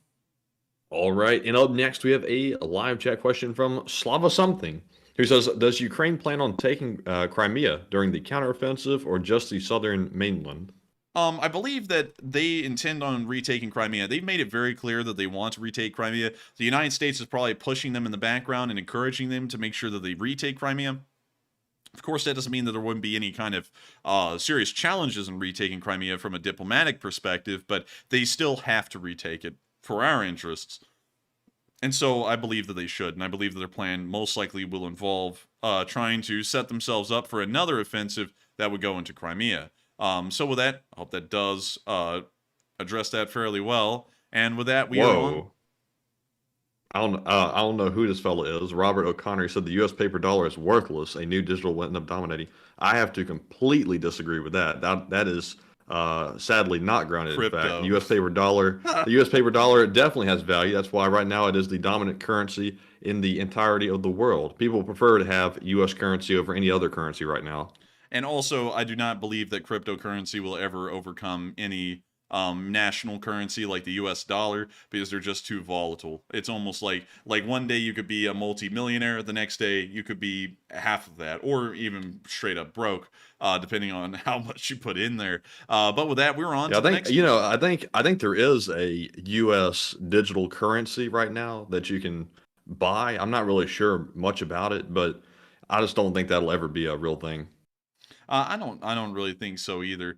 And also, crypto was a big thing back in the day, especially when it blew up. But nowadays, I mean, like, hell, I think Matthew was into crypto for a little bit. A little bit. Like, you could wake up one day and have made like $50, and the next day lost 200. And there's no other currency in the world that that I guess you could say inflates and deflates that quickly on a day-to-day basis. I mean, hell, you can't even price things normally. You know, you could go in to buy a car, and by the time you get done doing all the paperwork to buy a car, the price of it is now down through the floor where the dealership isn't even making any money off of it because the bitcoins you bought it with just dropped by like $1,000 a piece. So with that, I hope that addresses that fairly well. And we are on to the next one. All right, and up next we have a question from Alex Wolf, who says, should we be worried about the Saudi Arabia looking to join BRICS and now France saying what they said today? France joining BRICS, I would doubt it. No, Saudi Arabia joining BRICS. Did he say Saudi Arabia join BRICS or Saudi Arabia is trying to join BRICS? He says, should we be worried about Saudi Arabia looking to join BRICS and now France saying what they said today? I would say we should be well more concerned about what France said today than Saudi Arabia trying to join BRICS, because BRICS is a very loose economic alliance, a very, very loose one, and that's why the Indians are more so aligning themselves with the United States than the rest of BRICS right now. Although that's still a little on the on the question, because they also are trying to unite to create a currency strong enough to compete with the American dollar. So, you know, it really depends on what situation you're looking at there, but BRICS isn't strong enough like the West is. I would say with what France did today, though, that is certainly concerning to me, and I don't know what it is, but I'm guessing Macron just does not like America, because he made it clear a good while ago, a few years ago, that the European Union needs to make its own sphere of influence, completely separate from the United States, standing on its own. And now he's going and saying, since apparently that didn't work, and now he's saying, now we need to go to China and we need to become a part of their sphere. So I don't know if he's just anti-Western sphere or what, but that doesn't really make any sense, especially on their perspective, considering that if they align themselves with the Chinese, and considering that they're not really friends with the Russians and never have been friends with the Russians, they're pretty much going to align themselves with a country that will allow the Russians to bully Europe. That doesn't make any sense whatsoever. You know, and especially considering, you know, it's a whole thing. It's almost a circular argument, because it makes no sense at all that the French would align themselves with the Chinese, who align themselves with the Russians, but the Europeans are vehemently against the Russians. It makes no logical sense and has no logical end to it. So I don't know what the hell he was thinking doing that or saying that, but, you know, very disappointing, I would have to say.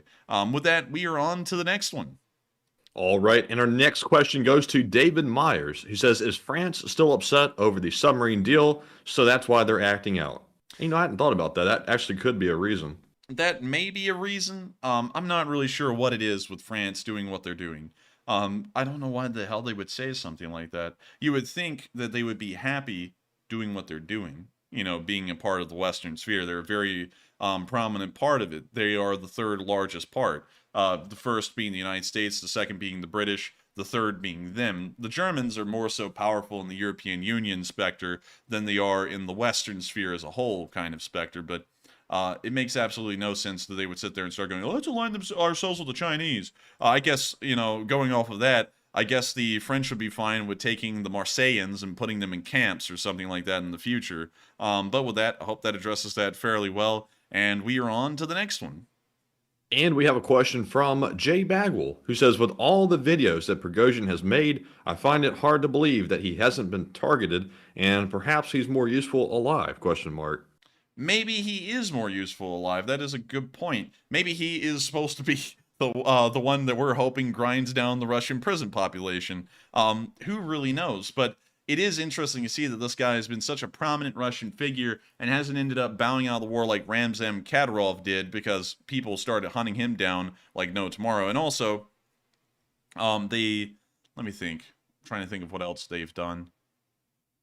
They've also started to directly threaten the Russians. So it's weird that that Prigozhin hasn't had the same unfortunate fate. And even though the Russians seem to be kind of like putting him out of the spotlight, he still hasn't been outed or thrown out of a window. So that is fairly weird. So with that, I hope that does address that fairly well. And thank you once again for a very good point, Jay, because it is interesting to see that he's still alive. And so with that, we are on to the next one. All right, and up next, we have a question from, let's see here, Mark, General of the General of the LSA. And Mark says, Enforcer, I saw a great analysis of Russian deaths verified by the death notices. For Russia was about 20,000. This sets a lower boundary LPR, DNR/prisoners are separate, and I wonder where Ukraine estimates fit in. I would have to say that the Ukraine estimates, I would have to say that those number estimates, 20,000 Russian soldiers killed, just can't be possible. Because let's say there's been 10,000 confirmed Russian vehicles destroyed, and most of those would have some kind of a crew in them. And let's just say, on average, it's probably a crew of 2 people in each one that's getting killed. So 10,000 times 2 is 20,000. So there are all of the Russian soldiers killed right there in the war, according to that number. And I just find that those kinds of numbers are just well too low, especially for the kind of war we've seen so far. And I feel like usually people try and take off of those numbers. Well, the Ukrainians have only lost 4,000 or 3,000. That can't be true either, because look at the intensity of the war, the destruction it's brought to these cities, and then and there's no way those losses fit. They're just way too low. I would say that the losses that are in the category of like 180,000 for the Russians, like we're seeing on the Kyiv Independent, and the Ukrainians probably losing 50 to 60,000, seems a lot more accurate just due to the intensity and the scale of the war. So with that, I hope that does address that the best I can. And with that, we are on to the next one. All right, and our next one goes to Underscore, who says, Enforcer, have you seen the new drone that Iran has created? And we have. We've actually posted about that on the Twitter. And make sure you peep the Twitter. Twitter. The Twitter's here. Well, let's go to the Twitter. What's happening on the Twitter? What's popping over here? Oh, look at that. 4,770 followers. Hey. And look, there it is. There's that Toyota. Yeah, they're getting that new Toyota. Ooh, nice, nice. Oddly enough, it was launched from a Toyota Tundra, not a Hilux, as the little quote up there says. It is quite odd, I would have to say, and quite a development and advance in in the launch delivery vehicle. But still, yes, we have seen it, and it kind of looks like every other drone, in my honest opinion. When Matthew showed it to me, I said, that just kind of looks like every other drone. But anyways, with that, I hope we addressed that fairly well. And with that, we are on to the next one. All right, and we're almost up to $11,000, as Value Really? Radar pointed out. So we are getting very close. We're only $130 or something away from reaching 11,000. So I think we'll hit that before the stream's over. But anyways, our next question goes to, let's see here. It goes to Butin Kennelsworth, who says, are Russia saving their tanks for the Ukrainian offensive? Or is Russia saving their tanks for the Ukrainian offensive? Yes. They may be. It may be that their infantry is advancing in areas where tanks can't support them, and so the tank losses are lower for that reason as well. And it may be the case. I would have to say that's actually a very good guess that they may be doing, that we may see decreased tank losses because they're saving their tanks to try and stop a Ukrainian counteroffensive. And so with that, I hope that does address that fairly well, and we are on to the next one. And the next one goes to Robert Irving, who says, why doesn't someone supply waders to the Ukrainians in the waterlogged trenches? Waders. Yeah, you know, like those rubber things you can wear. I thought you said waiters, as in the people who serve you at a restaurant. I was like, I don't know how they're going to help. Maybe give them a cocktail or something. But yeah, I would say that waiters would probably be very nice for those guys who are in those trenches. But imagine how miserable that would get, sweating in those things and probably not being able to take them off for days. And it's just keeping in the flavor. Like, that would be terrible after just a couple of days. But waiters would not be that bad of an idea, honestly. And so with that, I hope we addressed that fairly well. And we are on to the next one. All right, and the next one goes to JC the Music Man, who says, question for the Enforcer, do you think Europe would still be Germany if Imperial Japan had not drawn the U.S. into World War II? No. I feel like we would have, and it looks like Mark just threw us over the mark. And we're at 11,000! Let's go! Yeah! 11,024. 11,024. And I gotta say, getting back to that question, also thank you, Mark, for getting us over the 11,000 mark tonight. That was unbelievable, and I thank you so much. And also, can you reread that question again to make sure I address it fairly well? Do you think that Europe would still be Germany if Imperial Japan had not drawn the U.S. into World War II? I don't think it would be Imperial Germany. It would be Nazi Germany, actually. And I don't think it would have been, because the Soviets would have probably been supplied by us, because the Soviets were at war with Japan. They had been at war with Japan at the start of the Second World War. We would have been at war with Japan, and we probably still would have lend-leased the Soviets to defeat the Japanese in the Pacific War in Manchuria. or maybe not. And so then the Germans would have steamrolled the Russians and no one would really stop them. And then we would be looking at the Lebensraum, the autarky Germany that Hitler always thought of.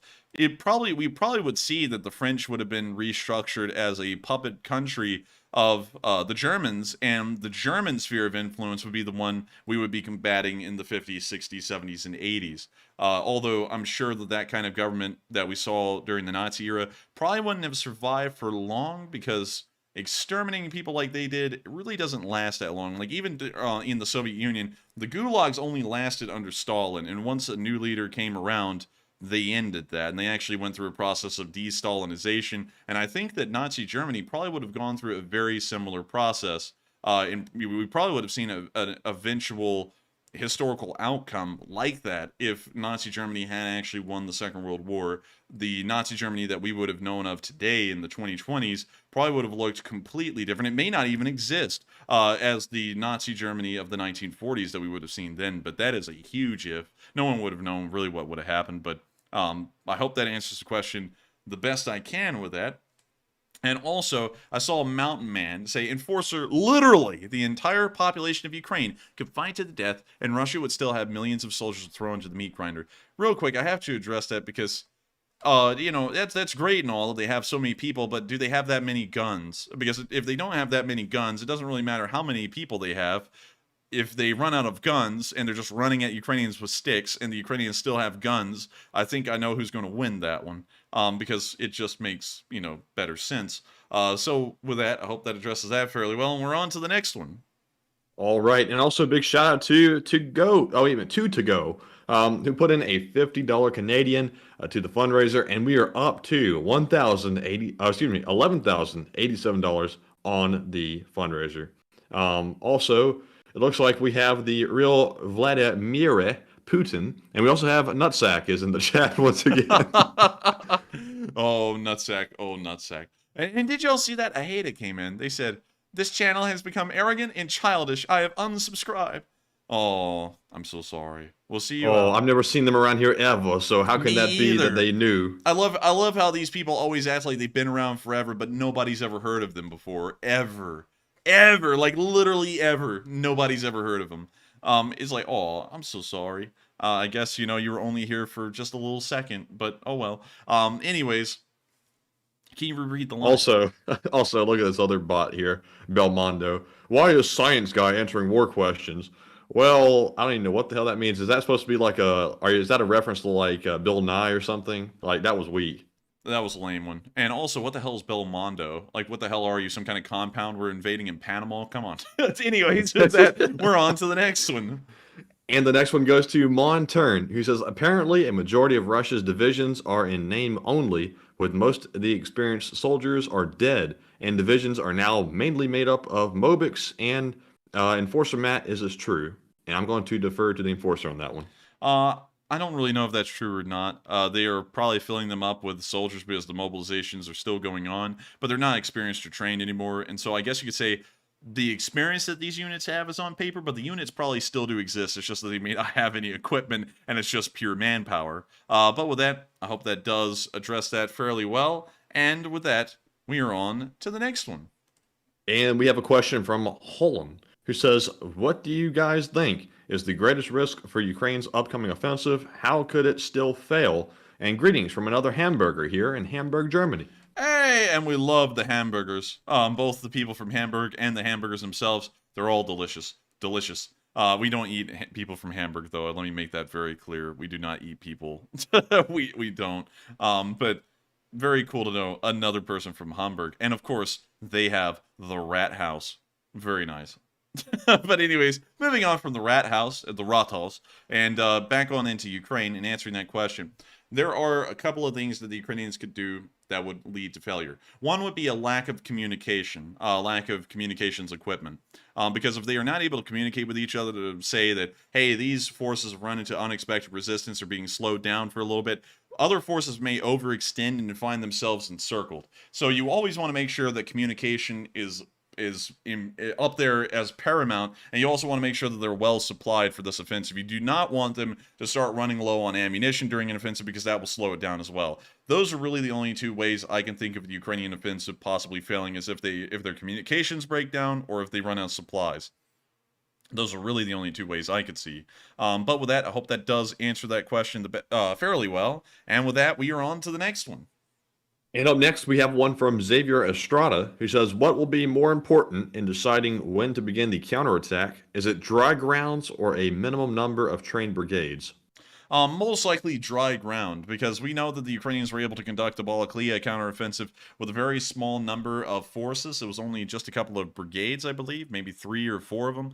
So you don't need an excessively large amount of them. But you know, at the same time, it's more so about the weather, because you really want these units, regardless how many there are, to be able to operate freely without any constraints from the weather, like muddy ground or low visibility or anything like that. So I would say it's more so the weather than the trained units themselves. Because no matter how many trained units you have, their efficiency or their effectiveness just falls to the floor once there's any kind of mud on the ground that's very thick, like we have right now. Because if that is there, it doesn't matter how many brigades you have, only a small amount of it will be operational in a very small area like a paved road. And so with that, I hope that answers that fairly well, and we are on to the next one.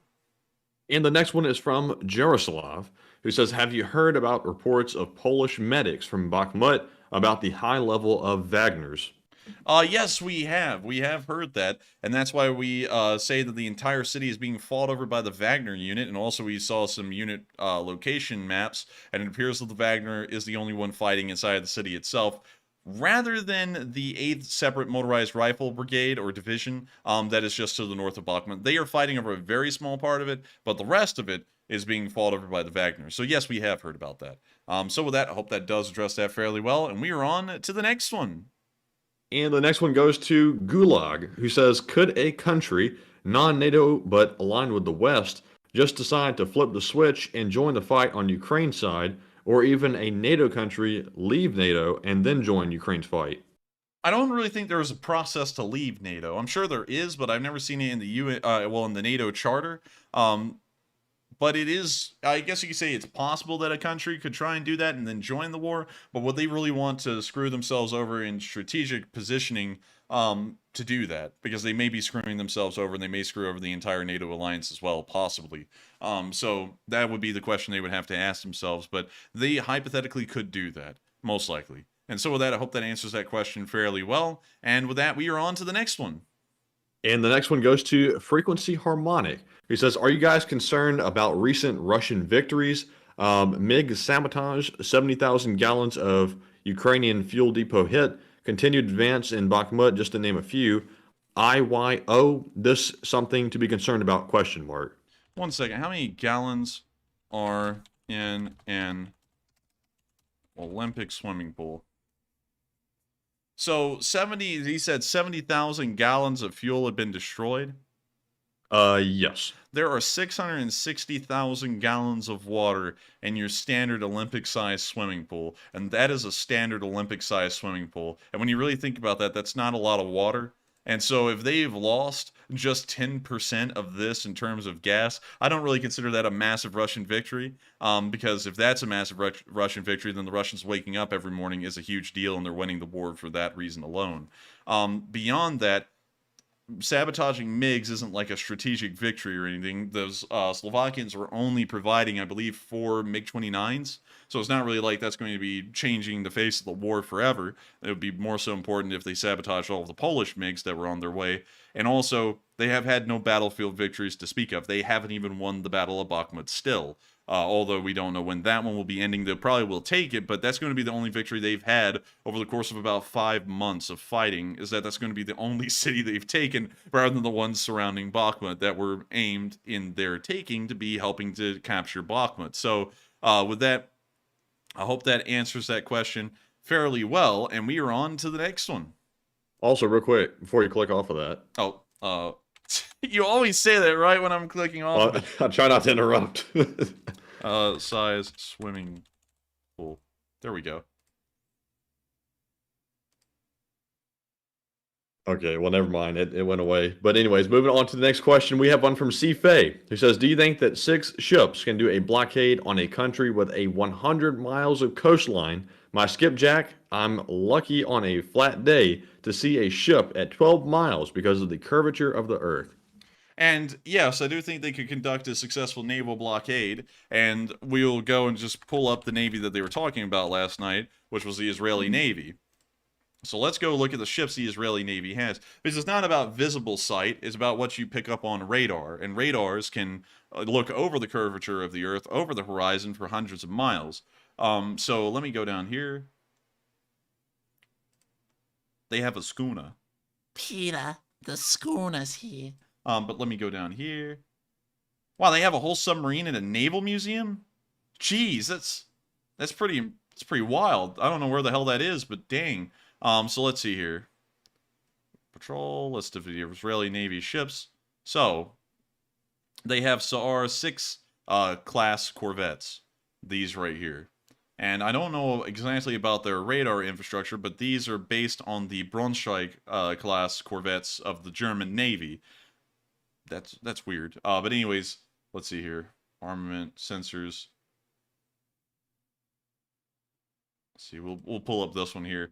And this radar alone can track all the way out to 140 nautical miles away. So with this single ship and its radar being on, this ship can see all the way up and down the Lebanese coast. So this thing on its own would be able to conduct an effective blockade as long as it was able to intercept and stop any cargo vessels on their way in or threaten them with being blown away by an anti-ship missile. They would be able to blockade the entire country with just one corvette as long as it had the weapons that could reach out as far as the radar. They also have several missile boats as well, like the Sa'ar 4.5 class missile boats. Everything's called a Sa'ar. And then they also have the submarines as well.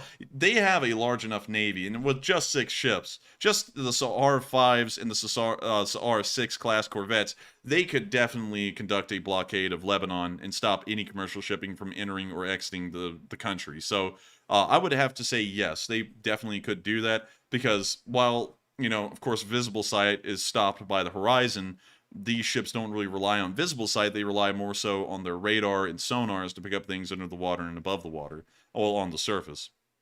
So with that, I hope that does address that question fairly well, and we are on to the next one. All right, and also C-Face says, I have Raytheon radar. I have to say, how'd you get your hands on one of those? I have a Raytheon. It's like, where'd you get that, man? Walmart. Let me know where you got it, because I might want to buy one, depending on the cost, that is. But I'd imagine that's probably very expensive. But anyways, up next we have a question from John Bartley, who says, Matt, should we be concerned that the majority of Americans and supporters from around the world have lost interest in the conflict? And I realize those of us here have not.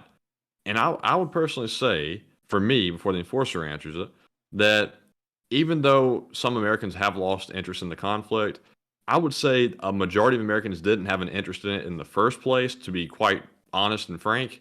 So as long as the American government's focused on it, that's all that counts.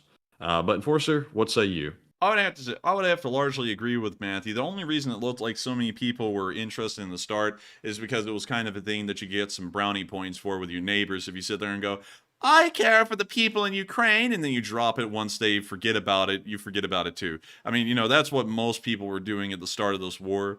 And so the people who are still here a year and a month later were the people who actually care for Ukraine. And honestly, people don't care about really anything. That's really the reality of it. People only care about things if it makes them look good or they get some kind of a benefit out of it directly. That's why you see so many people who will hop on board. Let me go back to James Vasquez. James Vasquez obviously did not care at all about the war in Ukraine, because he never even, from what we know, actually fought. He just showed up and filmed after a battle was over, and then hung out in a hotel in Lviv and just racked up an expensive liquor bill and then stole millions of dollars. The only reason he looked like he supported it because there was something in it for him.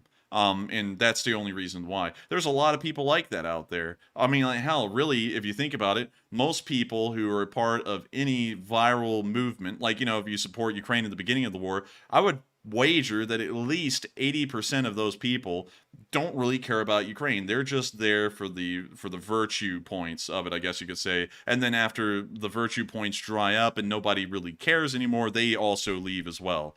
So I wouldn't really worry about it too much, because this kind of involvement on things is kind of expected, because people are very short-sighted and only like to do things when they think there's something in it for them. And you know, and that's something that happens with everything, literally everything. Go and look at any, and of course we're not getting into politics, but go look at any social or political movement on either side in the country and tell me how many people in there are actually there in any of these social movements because they believe in the cause, or how many of them are really there to get something out of it for themselves, like some virtue points, or to rub elbows with important people, or to make money for themselves. Plenty of them, most of them are in it for that. And so with that, I hope that does address that question fairly well, at least in my opinion. And with that, we are on to the next one. All right, and up next. Also, I saw Terrence Seymour say you can purchase a Raytheon radar from any boat store. So I looked it up, and it does look like Raytheon sells, it looks like some kind of boat radar of some sort. I didn't know that, but very interesting. But I don't think that's the same that's being used in the military, though.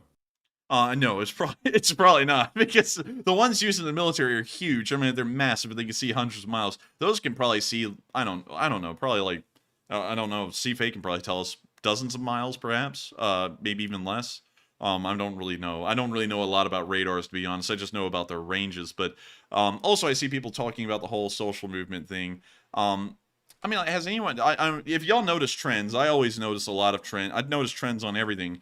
Like, something will become a big deal, and people are a part of it, and then it just fades away. You can look at a million things in the United States like that. I mean, you know, like, well, I can't touch on any of it because it's political, but literally anything on any side. Look at it, watch it happen, and within weeks, everyone's forgotten about it, and they're moving on to the next thing. And all of those brave people who were at the forefront, they just disappear as well, and they just move on to the next thing, because most of them don't care, and they're in it for themselves. You know, that's just the way it is. But with that, we're on to the next one. And it looks like folks want you to look up the Raytheon radar for boats. Yeah, I was thinking, Raytheon. I guess some folks want to buy one. Boat radar. Marine radar products. I think it's Ray Marine. Ray Marine. Ray Marine offers a wide range of marine radars. Scroll down all the way to the bottom and see if it says Raytheon. This might be like a smaller company of it. Nope. This is a separate company, it looks like. Raytheon There's one on eBay. Boat Marine radar antenna. So let's take a look at this thing. It's $499, so I'm expecting that this thing probably doesn't have a massive range for that kind of price. Also, no. That thing looks straight up like industrial. Dude, you know what this thing looks like? Looks like something that you put in the tub and it starts fizzing. You know, like I don't know how to explain it, like a bath bomb or something like that. Looks dangerous. But about this item, it doesn't even say anything about it really. I would assume he knows what he got. He go. doesn't need to convince anyone. Let's see. Condition, ready to ship, about us, disclaimer, context. It doesn't even tell us the range. What is the range of this thing? 32 nautical miles. Wow, that's actually pretty far. But yeah, that's pretty neat. When I thought you said Raytheon radar, though, I was thinking of the giant ones they have on the Arleigh Burkes. I was like, what? I was like, you have one of those? I was like, how in the hell did you get a hold of one of those? But anyways, with that, we are on to the next one.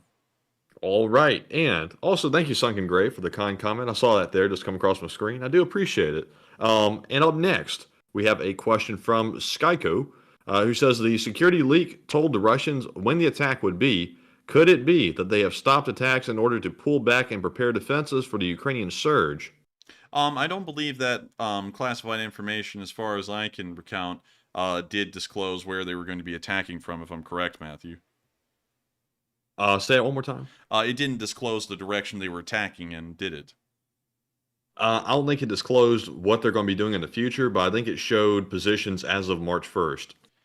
And for that reason, I would have to say can't really answer that one because it didn't show that on the classified documents.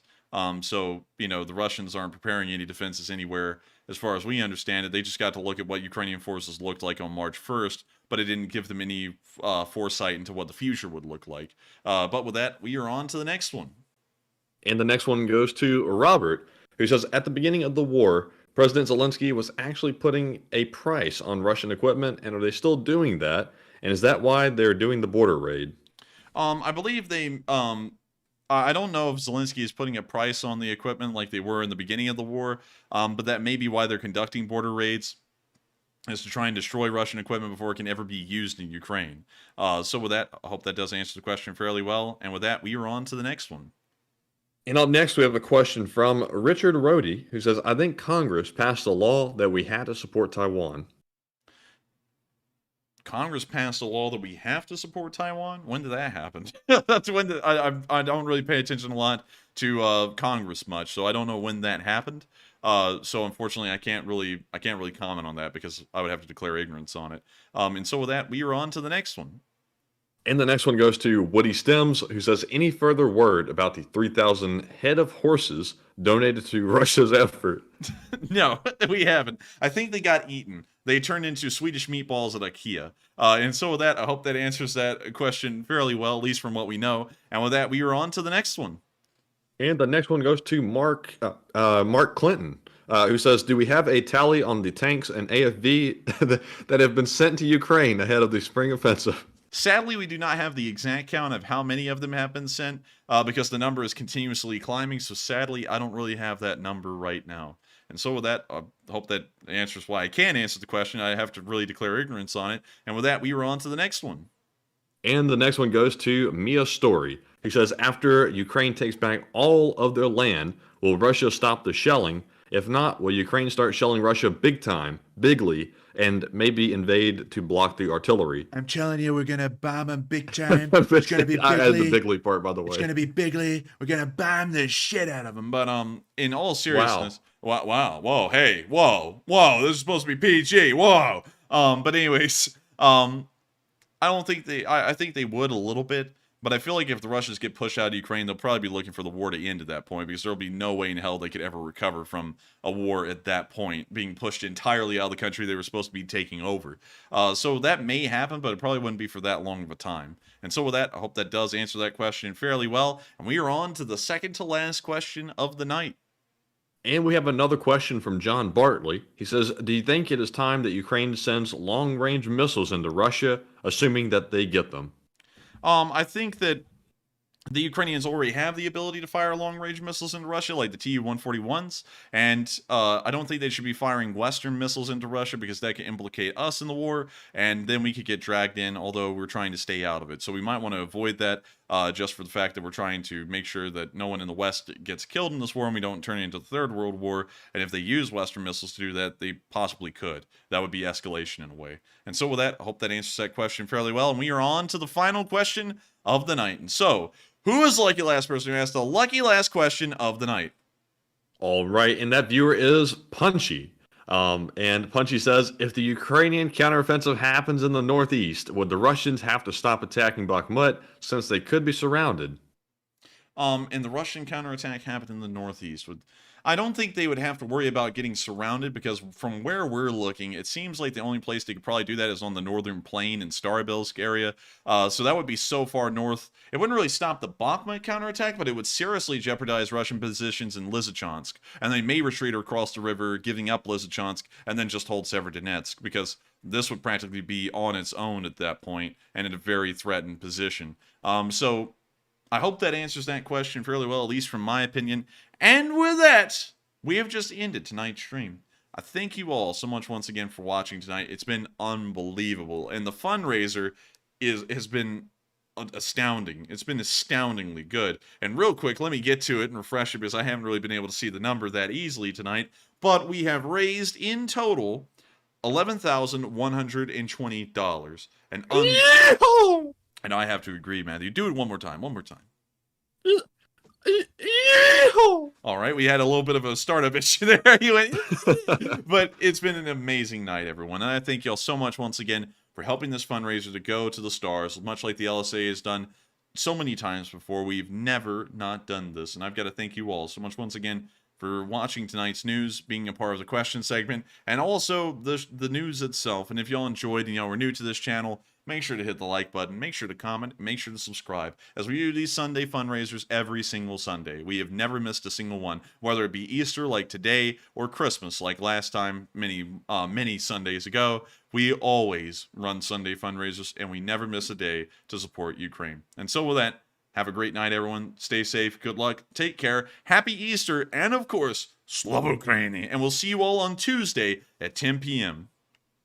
And good night, Slav Ukraine, and glory to the heroes, and congratulations on another successful fundraiser. Yeah, boy! Yes. The Lviv Spring Army sends its regards.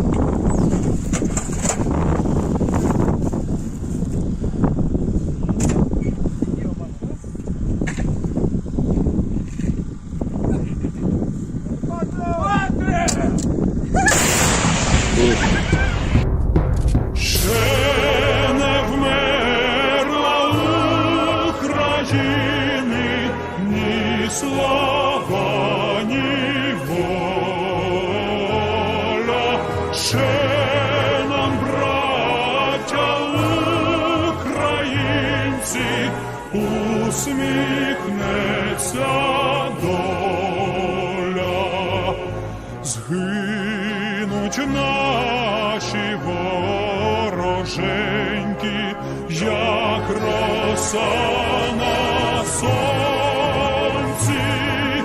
запануємо